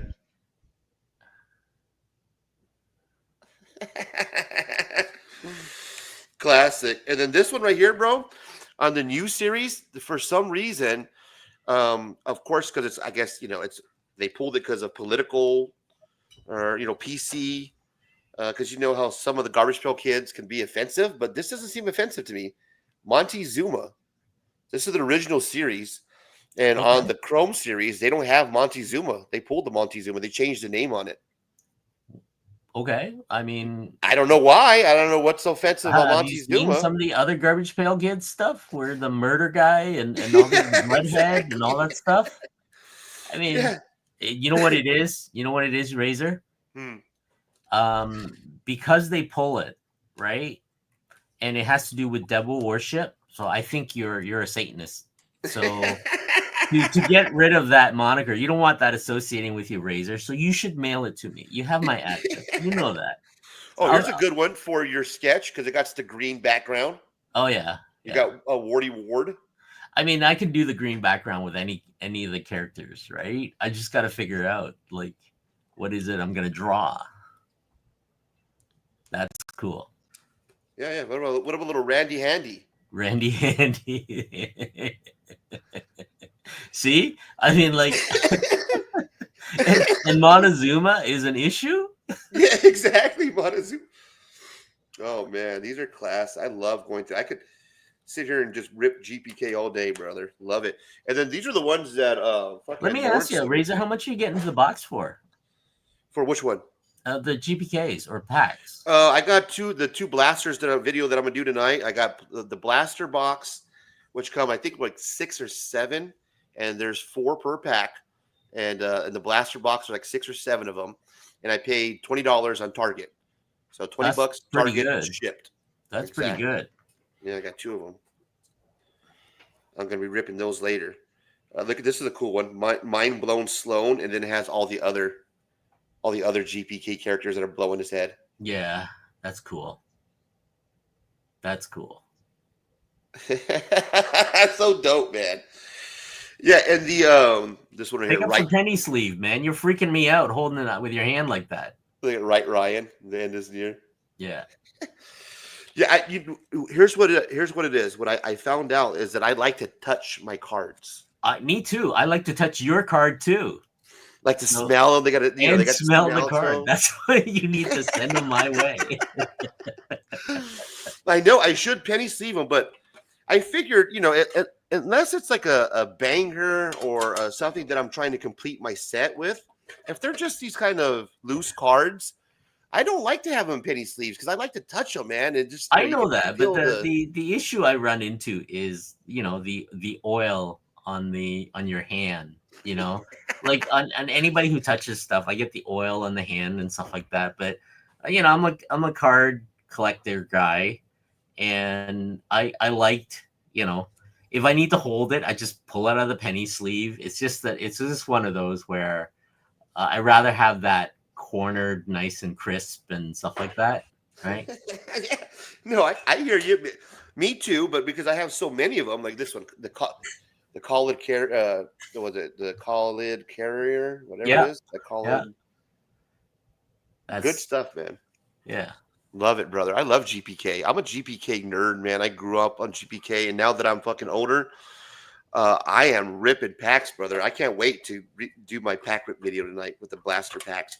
I want to start getting into different sets of cards. Like I want to get that SpongeBob set that you're working on. I want to get the Marvel set. I missed out on that last the Marvel Signature Series that came out in December around yeah? Christmas time. I missed out on that one. Was that was the box that you worked on, right? Yeah. Yeah, I missed out on that. Those sold out pretty quickly, like on Target. So there's a lot of the series that I missed out on, man. And I gotta get caught up on my pack ripping. There's so many cool sets that come out, and you're working on a lot of them. I forgot to message you, man, because at Niagara, I ran into Mark Pinto, and I forgot to take some pictures. I was going to take some pictures. Oh, you're GPK artist, yeah. Nice. Yeah, I see that on your Insta. Yeah, did you even got a picture with the guy, right? That's dope. Yeah, I was gonna grab a bunch of these for you. I wasn't sure. I forgot all about it. It was just the show was just so hectic. Yeah, look at that, bro. Right? I mean, I was gonna grab you a box or something like that from him and get it signed, and I just forgot. It was so hectic for me trying to remember all that stuff. I was literally gonna grab you a bunch of these and just send it over, right? Because I know you like the stuff, and I was gonna take a picture of me and him, doing a reach around and sending it to you, after hour kind of stuff, right? Exactly. Oh, here it is. So this is a dope cover. Let me show what cover that Fable's talking about. Fable's on this Venom right here. He really wants me to show this. This is the one. Yeah. I love those painting ones. I got to do one of those. Venom and fucking Alien. That's dope, bro. Yeah. Look at that. Let me take a closer look. This is by Ryan Brown. I think Venom's gonna win. That's not out already, is it? Is this out, Fable? Is this a new cover that's out for new comic book day this week, or did it just come out this last week? Yeah, that's sick, man. Ryan Brown. Again, this Ryan Brown guy, is he one of those digital artists? Locke, do you know?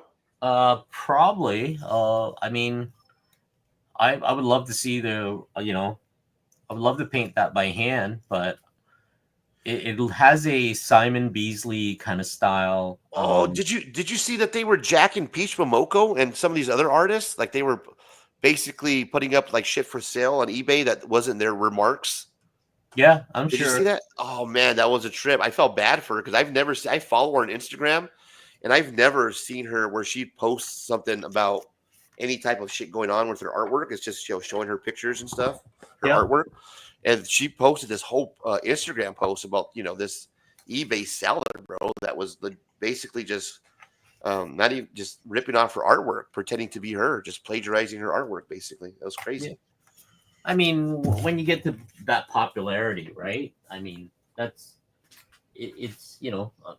I told you that I got some of my artwork stolen off my table. What? At the last con that you're at? Yeah.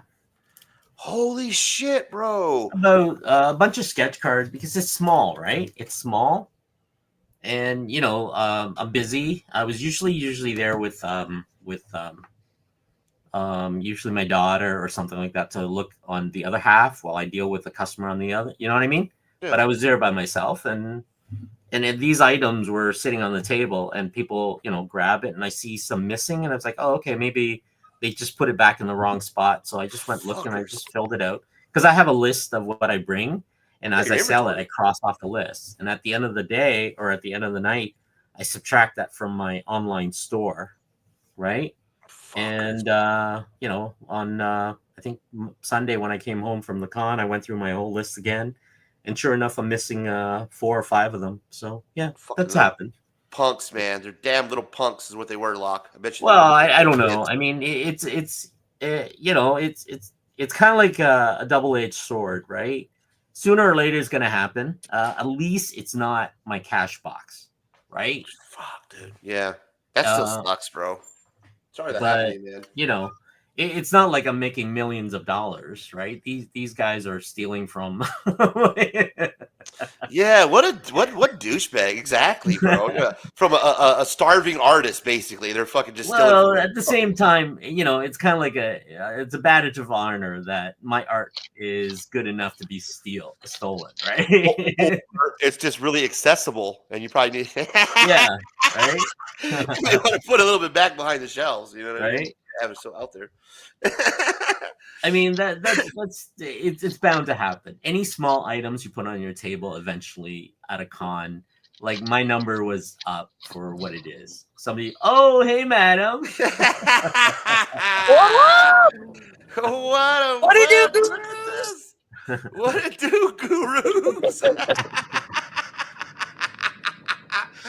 Oh, what a pleasant surprise, buddy. Well, let's welcome to the show properly, ladies and gentlemen. We have joining us on the panel, Madam Stephanie, Madam, my buddy.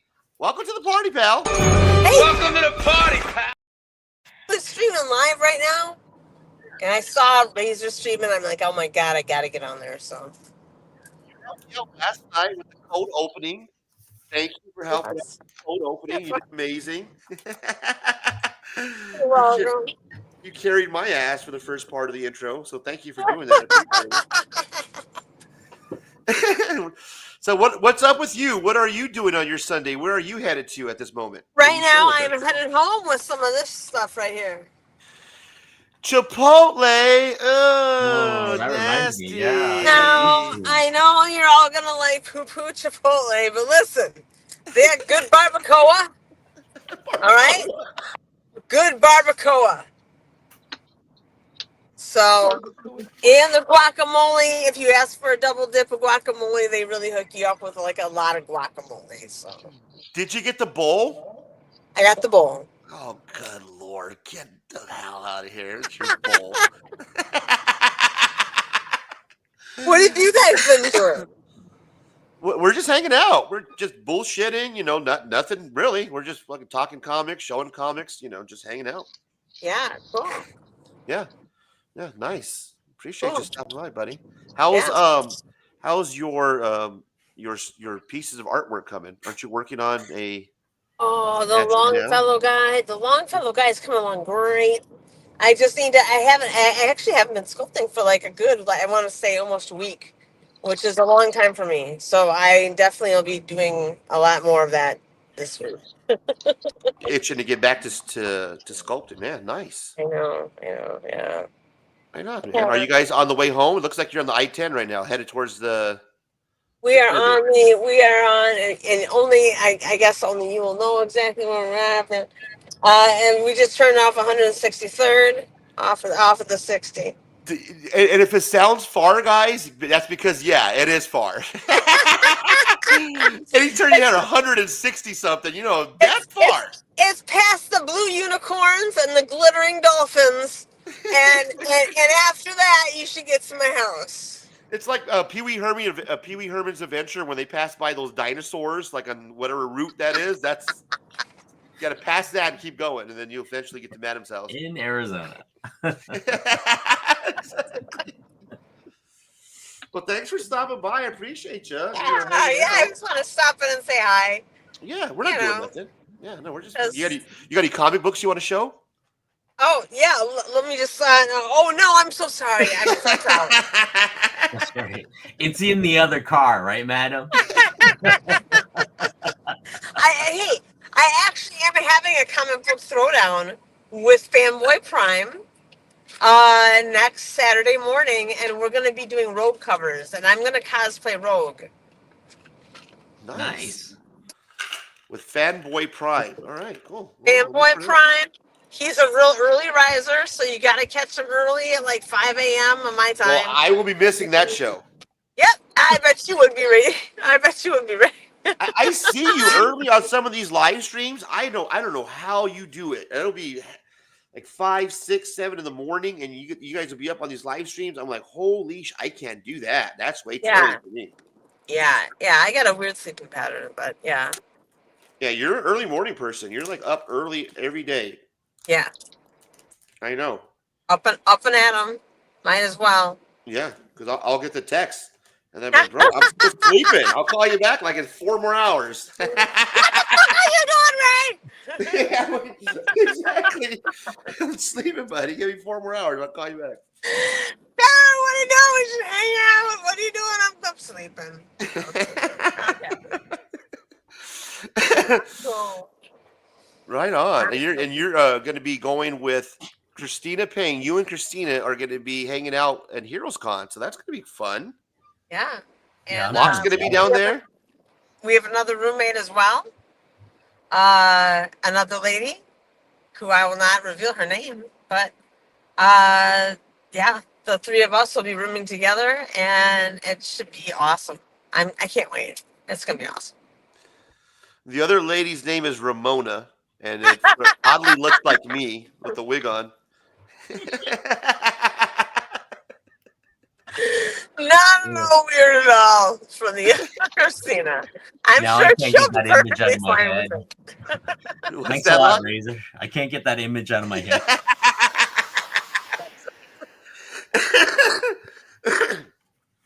You need to save that for one of your late night shows, Ray. Yeah. Gotta get George to get him the wig, man.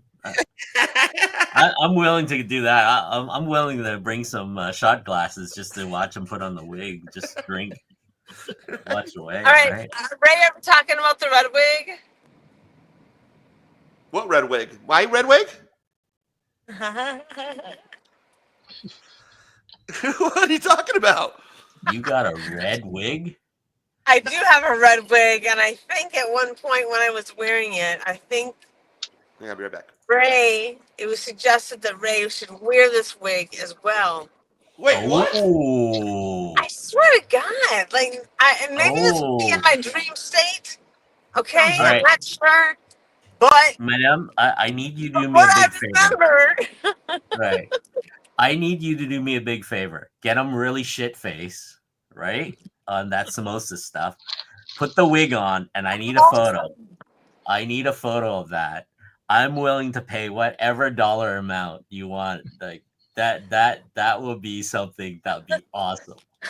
I just love that you said that samosa stuff because that's Indian food right there.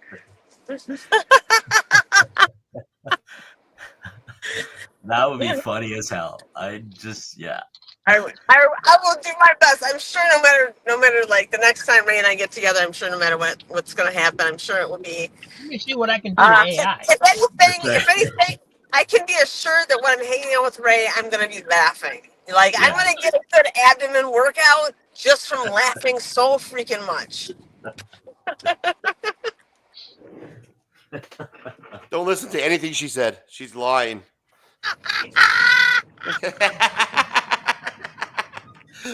Whatever she's telling you guys is a complete farce. Right. Way back, I was just saying how you make me laugh so hard. And you make that's true. Yeah, that's you true. make my abdomen work out. You know, like easy for the day. I'm just giving you compliments. That's all, Ray. All right, well, I'll take those. Appreciate it. It'll be Redhead Ray. Oh my God, Redhead Ray. Be ours. Maybe I was streaming it. I don't know. That's right, Red. Yeah, okay, that's a new hashtag there, guys. Right, Redhead Ray. Maybe you could dye that little patch you got going up there. Oh. Ray, Razor, if you do dye it red, you got to match the carpet too, right?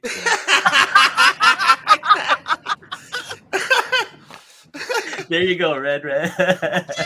Lock. I'm almost home. I have to leave right now. So I love you guys. Thank you for having me stop by.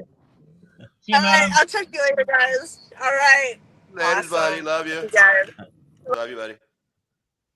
Okay, so I picked this up. This is it's a big, huge graphic novel. It's by Matt Cave. Oh, dope. Right? Yeah. It's called One Path. Right? Mm-hmm. It's got this really cool style that I kind of liked in the book. Wow. Yeah, that's cool, man. I like it. That's really cool artwork. I'm digging it. It is Painted artwork. painted artwork. I'm sure. I think this is all digital, but it's just gorgeous, gorgeous dinosaur. There's some boobies and stuff like that. Yeah, of course. In here, but if you're into a good read, this is very little dialogue. Just letting you know, right? It's all like, yeah. Just sick artwork. Look at that. That's badass. Like a picture out of Jurassic Park. Right? This is just Jello. Dinosaur likes Jello. T-Rex likes Jello. Right? It's for all the kids that are watching, right? So Nature finds a way. That's right. Right? If you guys are interested, I think you can pick this up on Amazon or your LCS. It's called One Path. That looks that's dope, bro. Wow. Pick it up. That's a good It is a great. I mean, I just loved it because of that. I don't know if there was a comic of this, so if you guys into that, but if you get, this is a great sit. Sit down, read it, kind of stuff. So that's my recommendation if anybody wants to find indie books and stuff like that. So that's a good read. So, it looks like a fun read too, the way you're holding it. You know what I mean? It looks like it'd be a fun read. It's a massive book. It's a full, but just staring at the artwork alone is just, look at that. Right. Look at that. That is badass, bro. Fucking skulls just coming out of the tree like that. That's Oh, there's an ass shot. Dope, there's an ass. There you go. Right. But yeah. It looks like the tree ingested and just like, spit out the skulls. Yeah. Yeah. Right. Very, very, what you call it? Look at that. All we need now is a Cadillac to show up somewhere in the middle here. And then I forgot about that. Cadillac and dinosaur. Oh my God. Just the road through. Just the road through, right? Yeah. So that's a good book. Then you guys saw the reprints, right? These these reprints. The foily goodness, bro. Those are badass. Right. Superman #1 by Neil. It's amazing how the new comic book day books, the fucking facsimile foils are looking way better than the fucking artwork that we're getting. The thing is, it's like, again, like I will never be able to pick up a Superman #1 if it weren't for the facsimile. Well, and plus, they're reprinting the iconic covers, right? Yeah. I mean, like the content alone is stuff that, like you don't, just gorgeous. It's just, you get the white pages, right? Neil Adam storytelling kind of, and you get the ads, right? The excessive, color that is printed on newsprint kind of stuff, right? It's this stuff here is, it's one of those where if it was this, like if I ever picked this up at the time, that would have been a different thing. But now I'm like a lot older and I wouldn't be able to get one of these unless it's a reprint of somehow. And I'm kind of glad they're doing that because, it brings me back to times where I don't remember reading it and all that stuff. And the other stuff that you're going to see is, look at this Joker. Yeah, this is dope right here. Look at this. The punchline, that's a badass foil, bro. That's sick. Right? It's, 14. Lee and William and all this stuff, 614, leading up to the Hush, right? Issue. Then, of course, I remember getting this when I was a kid. And the Star Wars #1. Yeah. And again, it's me, and I'm kind of like one of those birds that like shiny stuff, right? Hey, Rob, do you have a Star Wars #1? Nope, original one? Do you have any Star Wars, Rob? I have some, yeah. But not the #1, right? Not #1. Oh, wow. I have very few of the Marvel ones. They just don't come up for cheap. Yeah, they're not cheap. They're not cheap. At whatever grade they are. I have I'm missing one issue to have a complete run of Battlestar Galactica. That counts. Holy shit! You gotta show me that next time. You really do have to show me that. I love that. Right? I love Battlestar Galactica. Was that the Marvel? Marvel did that one? Yep. Marvel did that. See, that is one of those things. See what? What is that? You're proving a point because Marvel did just, it. I'm a big sci-fi fan. I remember the Battlestar Galactica series. I remember that bike that flew. Remember the TV movie and the whole bit. And it's just one of those where it's like, oh my god, I didn't even know there was a comic book until I saw a few issues, and it was hard to get. Right, it was hard to get because it was very low run. It was really low run. Isn't that the movie that Tim the Two-Man Taylor did? What didn't he do? Battlestar Galactica? Isn't that the remake? That's the only thing I know. I remember Tim the Two-Man Taylor doing like a remake to that movie, Battlestar Galactica. Right. There you go. What did you do this? Hey, I just made it. It was up to you whether you were going to play or not. How you got this done hella quick, bro? That was fast as fuck. Good lord.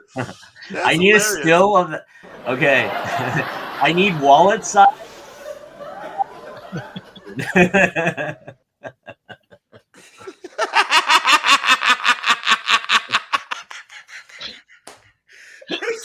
Where's Stephanie at when we need her? That's hilarious, bro. Oh my goodness. Oh, here guys, we got somebody backstage who's gonna laugh his ass off at this one. What it do, brother? Station. What's going on, guys? Well, here it is. There's hashtag redhead Ray. There you. That's right. Asked for it. Ray. Comic collector put that shit together in no time, bro. Look at this. He's dangerous. That's a dangerous man right there. That's right. That's a dangerous man right there. It looks like I'm literally sitting there with the wig on. That looks like me. Fucking AI, bro. The AI is getting scary good, man. You're gonna cause problems a lot. I predict that AI is gonna be pretty much the end of the world at Skynet. Like, it's gonna cause fucking major problems. You know what I mean? This is no way. Like, you can literally make a false news report by putting you know what I mean? Like, this could cause like real problems right here, bro.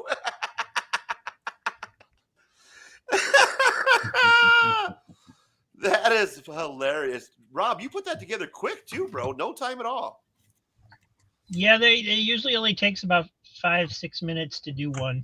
It looks like I'm in a game show too. The microphone's moving. But you don't always get what you want. You know, like I gave it a second prompt to do a second one, and it didn't do anything. It just had you sitting there. So. Fable, what did you do, my guy? Man, that is sexy. That's something I can find in Tijuana or Thailand or something like that. Mermaid wig on you. I look like the like Ariel, like Little Mermaid Ariel. I look like her fat older half sister.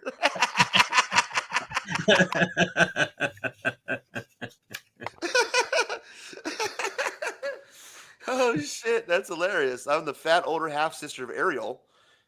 This would be Ramona, the evil stepsister to Ariel. What's up, Fable? How's it going, brother? How's your Sunday? Shit, chilling, man. Just stopped in to say hello. Pizza said I had my egg roll. Now I'm gonna roll on the floor.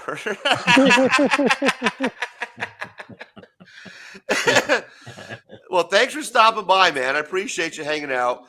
This is Fable from One Collection Down, guys. He's going to be actually starting off the show Beyond the Con, our weekend event.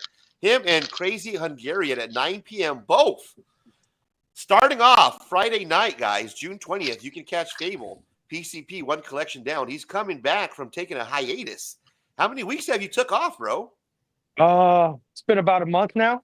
Been about a month? Are you, bro? I don't know about you, man, but after a couple weeks of not going live, I start getting the itch. Like I got to go live after a couple weeks.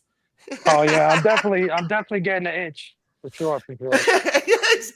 And you know what's cool about live, which is different than doing videos, and the reason why I like going live, because with videos, I mean, you do the video, right? You record the video, you put your editing behind it, and then you put your video out there. And the only satisfaction you really get off the video is just seeing how well it does. Like, see how many views and shit it gets. with the Right. lives, I like doing the live streams because you have more fun doing it live. There's something about going live and actually hitting a button that tells you that you're live and putting on a show or a community hangout. To me, that's more fun, and I have more, fun for me to put together a live stream, hangout than Well, it and is to do you a get the video. feedback from the chat too. You get the instant, instant comments. Exactly. Instant comments, right? Whereas if you So put a recorded video out there, if somebody does comment, they'll just be like, "Oh, good books," or whatever. yeah, It's you don't get that same kind of satisfaction or gratification or whatever from doing a video as you do with a live stream. Because when you're done with a live stream, you feel like you've kind of entertained, maybe even brought a little, excitement or happiness or something to somebody's life. Where a video, you don't really feel like you don't know if you affected somebody's, life in that way. Where a live stream, that you're hanging out with somebody and you might have shown something new. Like we learned something new today. You know what I mean? Where on a video, you're not. I don't know if people are getting that off of watching videos. I don't. That's why I love going live. Yeah, well, the live event is a communal, right? You're just hanging out with friends and fellow fans, right, of the hobby, and you get that instant reaction.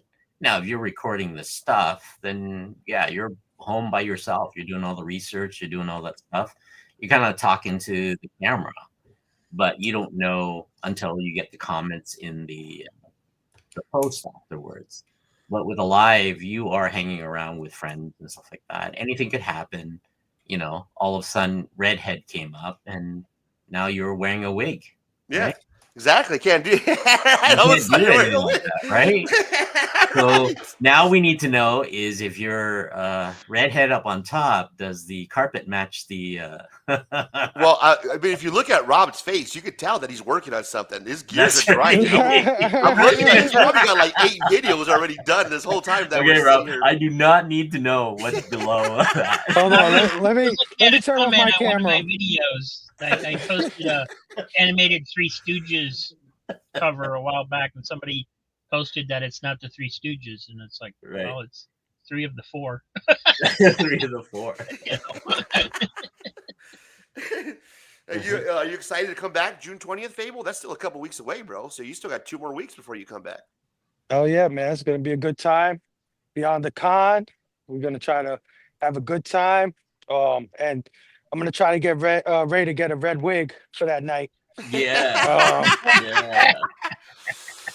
Well, Fable, guys, if you don't know this, I'll introduce this now. A little breaking news, if you will. But Fable is going to be hitting it hard when he comes back because he's going to be doing double duty. He's going to be doing his show on Friday night, One Collection Down, PCP. Check them out. Let me bring this to the stage here so you guys know what I'm talking about. Yeah, so we'll have Fable doing his thing, right? And that's going to be at Friday night, 9 p.m. And then on Saturday night, late night after hours, I am minus a co-host. Obviously, my boy George. I hate when I say that because it sounds weird. But my friend George, my homie George, is going to be at HeroesCon. So I am short a co-host. I am negative 1 co-host. So to fill that spot, ladies and gentlemen, we have One Collection Down Fable Station going to be co-hosted late night after hours on Saturday night. What?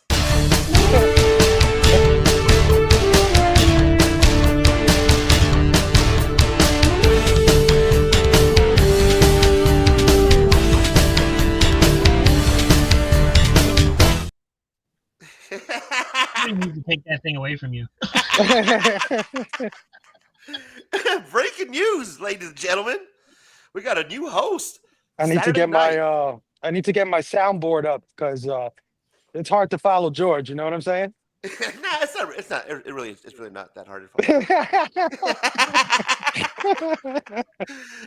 follow. Don't tell him I said it. He'll be listening somehow. He'll lurk in the background. I'm already texting him right now. I'm texting him right now.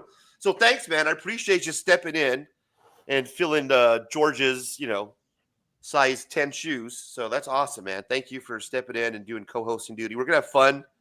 We'll have the top 10, housekeeping, the whole 9, bro. So fun times.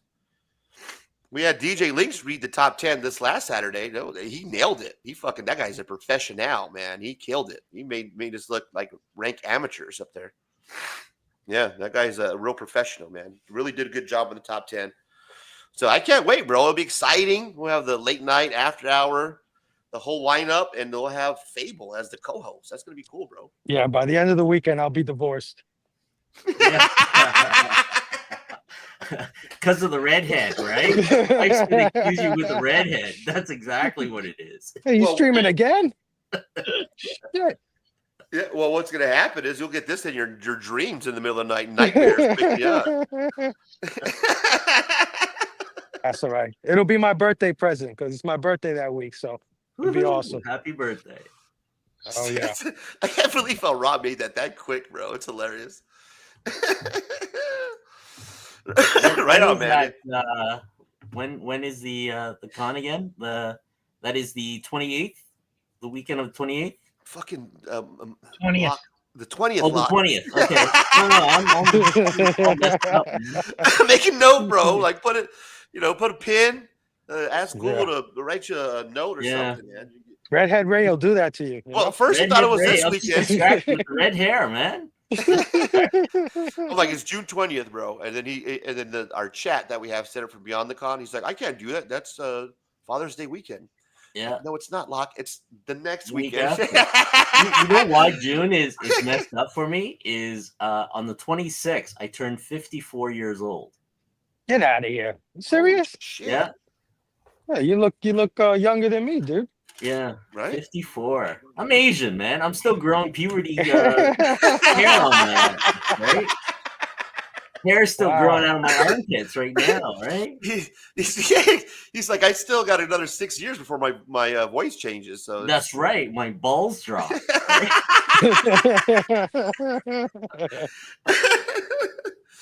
Oh shit, man. Anyways, Ray's, I'm gonna drop off for a while. I need to get something to eat. Okay. And I'll jump back in later after I'm done. Appreciate you. Thanks, brother. All right, guys. Have a good one. Later, Locke. Later. That Locke. He's a funny guy, right? Yeah, he's awesome, dude. Man, I can't wait for our show, brother. That's going to be fun. And then having you do the pop culture philosophy on Friday night. It's going to be a good weekend. I have a shit ton of books. I don't even know how the giveaways are going to stack. I know I'm just going to play it by ear. I'm just going to grab a stack of books and be like, all right, guys, this is the book we're giving away today. And then for your show, I just have the 2 stacks put away. So I have yours ready to go. And then I have like a horror stack for Swagda. And then I have like 6 stacks in my friggin' kitchen counter that are just sitting there all ready for the friggin' that night. We're going to set off the show like that. We're going to set off the show with a giveaway. So all the early comers come in early, get your chance to win the books, and then we're going to run it at the end of the night. Yeah. That's going to be fun right off the bat. Fucking Rob's going to be doing a giveaway every 15 minutes. Rob. I got all this stuff. Yeah, that's crazy. I'm begging for super chats, asking for postage. There you go. Super chats for postage. We appreciate it. Any super chats that for that week will definitely go towards the shipping. With me, my shipping, because I'm not shipping out slabs, bro. If I ship it out media, it's only like $5, $6, $7 a package, so it really doesn't add up anything crazy to me. It's only like the big books that I'll ship out like priority because you get that $100 insurance on. But yeah, it's really not that bad if you're just shipping a few books. And then how would you even cash that out? Like, let's say something happens where somebody doesn't get their books and you use priority mail. Like, what do you do? Like, call the post office and be like, hey, I want to. Yeah, it's going to take like 6 months to get your money. Yeah, basically. Exactly. If you ever even get it. Yeah, exactly. What's up, brother? Anything else you got going on, man, with the show? Tomorrow I'm going to be on Pop Culture Philosophers. We're doing a movie review for Conan the Barbarian. And we're actually going to have Jim Zub, the writer of Conan the Barbarian, on the show reviewing the movie with us. No shit. Oh, cool. Yeah. How'd you guys pull that off? Was that a Robbie thing? Robbie Yeah, it's a Robbie. It's a Robbie thing. That guy got the pull, man. He got the pull. Yeah. That's No, Vega. because he always asks the crew like to pick a movie every year. So it's like a crew's choice kind of thing. Yeah. So he asked me to pick a movie, and I had like two choices in my head. One of them was Conan, the other one was another movie. And I was like, oh, this is perfect because my birthday's coming soon. Let me do Conan the Barbarian. He said, dude, if you do Conan, there's a good chance I could get Jim Zub to come in and hang out with us. I said, get the fuck out of here. That's fucking crazy. Yeah. So How he does was he like, even, does he just know him? Like just from doing all the fucking yeah, channels yeah. and events and He shit? knows all these Nice. guys. Yeah. So when he said that, I was like, shit, yeah, let's do Conan. So Right? yeah, man, early birthday present for me. That's badass, bro. Oh yeah. Ain't that amazing? Oh, You have yeah. a friend like that who could just be like, yeah, I could get the fucking, the guy who made fucking Conan. You're like, hey, get the fuck out of Yeah. here. I'm a little nervous because I'm a big Conan fan, so I'm gonna be like marking out and shit. I don't know. I'm gonna be a little different tomorrow, maybe. No, that's fun, bro. Hell yeah, that's dope. Oh yeah. How Oh yeah. old are you gonna be, bro? 45. Wow. Okay. Yeah, you're there, man. Middle age now. You're gonna start going That's through it. I'm ready for like a countdown has begun. it. Have you went through your midlife crisis yet? I've been through like 3 of those already.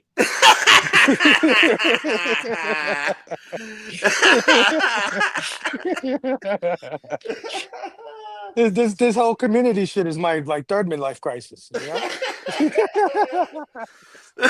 Right. Like, you know what, babe? I'm gonna start collecting comics at 40 years old.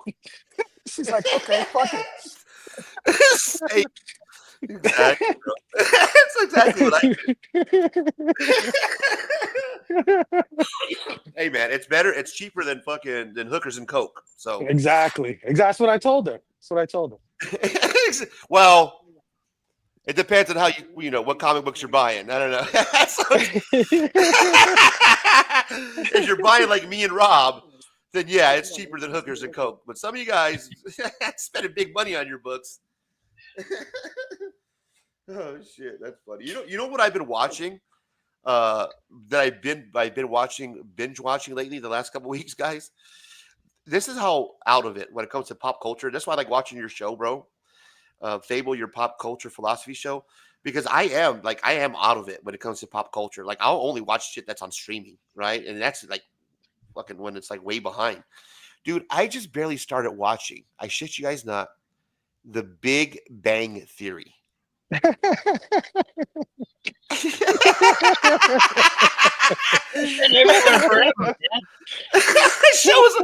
And I pulled it up on Max because I got Max now. I'm that guy. Like, this is how cheap I am. Like, I don't have Max, and then there's no free trial. Like, you can't do a free trial for Max anymore, right?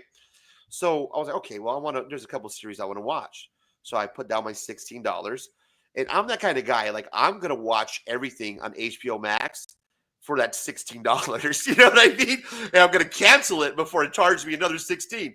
I can watch everything I need to watch in 1 month on HBO Max, and then I'm good. So I came across The Big Bang Theory, and I've never seen it before. Bro, there's like 36 seasons of The Big Bang Theory. That's worse. That's worse than One Piece, bro. One Piece. I started binge watching it, and I'm like on a season 2 or whatever. So then I go down to look okay, well, let me see what I got myself into. And there is like 13. It's like it's fuck. I'm like, holy fuck, bro. That show was on for years, man. That's like 15 years of television. Yeah, it was That's a a popular long show. time. There's still a spinoff on the air, right? Because after it went off the air, they came out with Young Sheldon, and then they canceled Young Sheldon like last season, and then there's a show that spun off of that's on now. And it's funny. I like it. I can actually sit here and binge watch it. And this shit's funny because they nerd out over like going to the comic book store. Yeah. And it's good shit, man. I've never actually seen it before, and I used to kind of make fun of people that used to watch it, to be honest with you. I was like, you know what? I got nothing else going on. I watch everything on fucking HBO Max now. So y'all put on this Big Bang Theory, man. It's give it. It's Don't nerd feel type bad, bro. Don't feel bad. I still got The Sopranos on the list there. So Have you not seen Sopranos ever? I saw like the first 3 episodes when it came out, and that was it. See, you're like me. I watched Sopranos once. Like I can't I'm not like, oh yeah, you got to see it. Season 3 is I can very vaguely remember it because I watched it once and that was it. But it's good. Yeah. But yeah, it's one of those like I've never seen. So that's cool. Rob, I got all those streaming shit because of the kids. Yeah. Like I got Max, I got Disney Plus. I never watched none of that shit, but I have all of it. They take advantage of it. But I'm like, you know what? I'm paying for all this shit. I'm gonna watch something. So I just started Invincible. Yeah, you seen the Invincible cartoon? Oh, the cartoon, like the Pixar cartoon? No, the one based on the comic book by Robert Oh, Kirkman. the cop. Yeah, that's good. The Amazon show, Yeah. Invincible. Yeah, Just that's started really watching good. that one. Yeah, no, that's good, bro. Yeah, I've seen that series. That's a good series. I just finished up the season of The Last of Us? Season 2? Oh yeah. Have you seen that? I saw the first season. I haven't seen the second one yet. Yeah. So how do I describe season 2? I liked it. Have you seen it at all, Cheap Comic Collector? Rob, you know what we're talking about with Last of Us? No, I haven't seen it. All right, so season 2 just came out. I won't give any spoilers out, but a lot of people hate it because of kind of the theme behind it. Two girls basically making out the whole series. That's all it is. It's two girls. Oh, it's like the video game. It's like the video based on game. a kind of video game or something? Yeah. Okay, I think I saw part of the first season. I might have watched a couple episodes. Just a couple of chicks at the fighting the apocalypse, bro. A couple of chicks going to get some zombies, just living their life, man, making out. Getting sexier once in a while and just killing zombies, bro. It's pretty dope. No, I liked it. I enjoyed it. People gave it a lot of shit, but because it's two girls just making out the whole time. But I thought it was pretty good. It wasn't that bad. I enjoyed it. But other than that, there's not a whole lot to it. It's not, there's no really plot or story. It's just like they just show like almost episode after episode of the girls just kind of like kissing and making out, like, and just weird situations too. Like just in the middle of like zombies killing them. Like, you know what? Let's go at it right now. Like, okay. The whole world's gone to shit. Why not? Exactly. Yeah, no, I'm caught up though on the Max, man. I'm caught up on Max. You got to check out the Pee Wee Herman documentary. That's good. Oh yeah, I got to check that out. Oh yeah, I love Pee Wee Herman, dude. When I was a kid, I loved that show so much. Bro, Pee Wee Herman was one of my favorites, man. I grew up, I was a nerd, and people used to make fun of me because I was a Pee Wee Herman kid. Some people that get into it, like some people are like, I don't understand it. I'm like, I do. It's fucking funny. How can you not like Cherry and the Genie? Come on, man. Yeah, or just the movie. When he's looking for his bike. Yeah. He's in the phone booth and standing, deep in the heart of Texas. They do that shit. So good, man. With a Large Marge, when she's telling the story. Large Marge. And he looked just like this. Like, oh shit. They're like, Large Marge. Well, we haven't seen her in years. She's been dead for 7 years. Oh, dude. I gotta bounce, man. But thanks for having me on for a few minutes here. Yeah. Always love hanging with you guys. I'll see you in a few weeks. A few weeks from Beyond the Con. Yeah. And if you're not doing anything tomorrow, Pop Culture Philosophers, 9 p.m. Eastern, Conan the Barbarian, Jim Zub. Let's go. That's gonna be dope. Right on, brother. Yeah. Have a good night. Station, guys. Station. Yeah. Love that guy. Right on, man. That's gonna be cool. This is gonna be fun. I can't wait. Cool. It'd be interesting to hear the writer's comments. I assume he wrote the screenplay, and then because I'm always fascinated by what the directors and the actors decide to do once they they don't necessarily stick to the screenplay. It's more of a guide to some people than it is. This is what you do, you know. Right, right. And just So to think that they actually got the fucking guy, that's crazy, yeah, right? For a that's cool. YouTube channel. Yeah, that's nuts, man. Well, Good stuff. I mean, Conan came out in what 79, 79.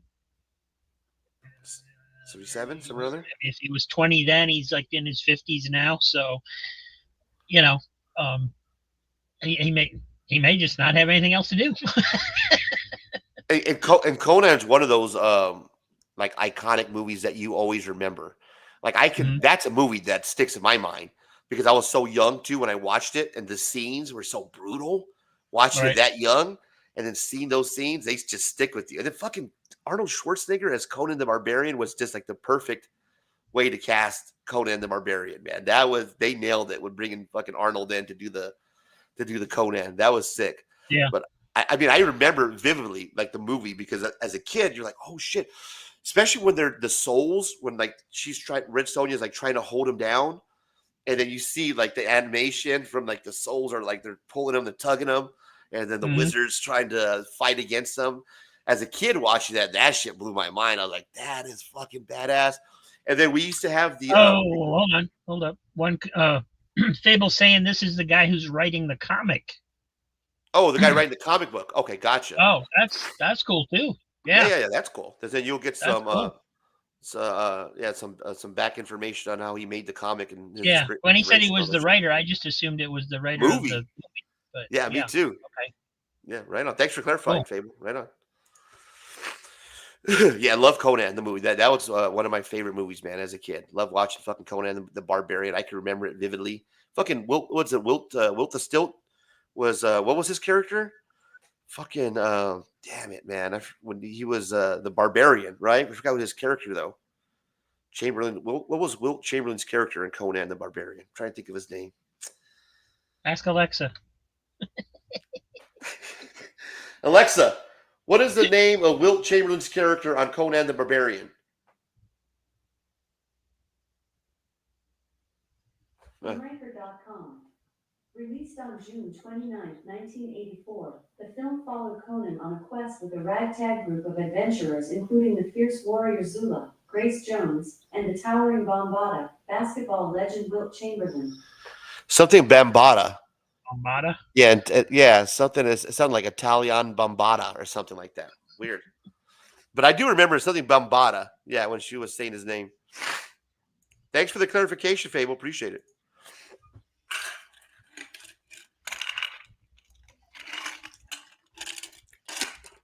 I think we're gonna wrap it up. I think we're pretty much done for the day, Cheap. What do you think? Get out of here. I still want to record a video tonight, so I gotta do a rip video, my Garbage Pail Kid pack rip video, and do that for tonight. So yeah, I think we're good, man. Call it a day. Guys, please check us out for Beyond the Con, June 20th to the 22nd. You can follow us on Facebook to take a look at the schedule. But it's from the 20th to the 22nd. We'll be doing a comic book giveaway weekend. Join me, one collection down, Cheap Comic Collectors, Swagged Up, 757 Hustle Show, S-Von 82, Gotham and Glam, Crazy Hungarian, and of course, Mad Monkey Love and others for a weekend of fun and giveaways all weekend long. Rob Cheap Comic Collectors will be giving away a book or a stack of books every 15 minutes on his show. Of course, we're going to end the show, the weekend, on Sunday, giving away a sketch by Mad Monkey Love. Instagram, give him a follow. A sketch provided by him on 4 p.m. Beyond the Con. We're going to wrap it up, the community hangout. But take a look at the schedule on Facebook. Give us a follow. Join us in a couple weeks for the weekend giveaway. Rob, anything else you want to cover before we're out of here? Got one more video down there.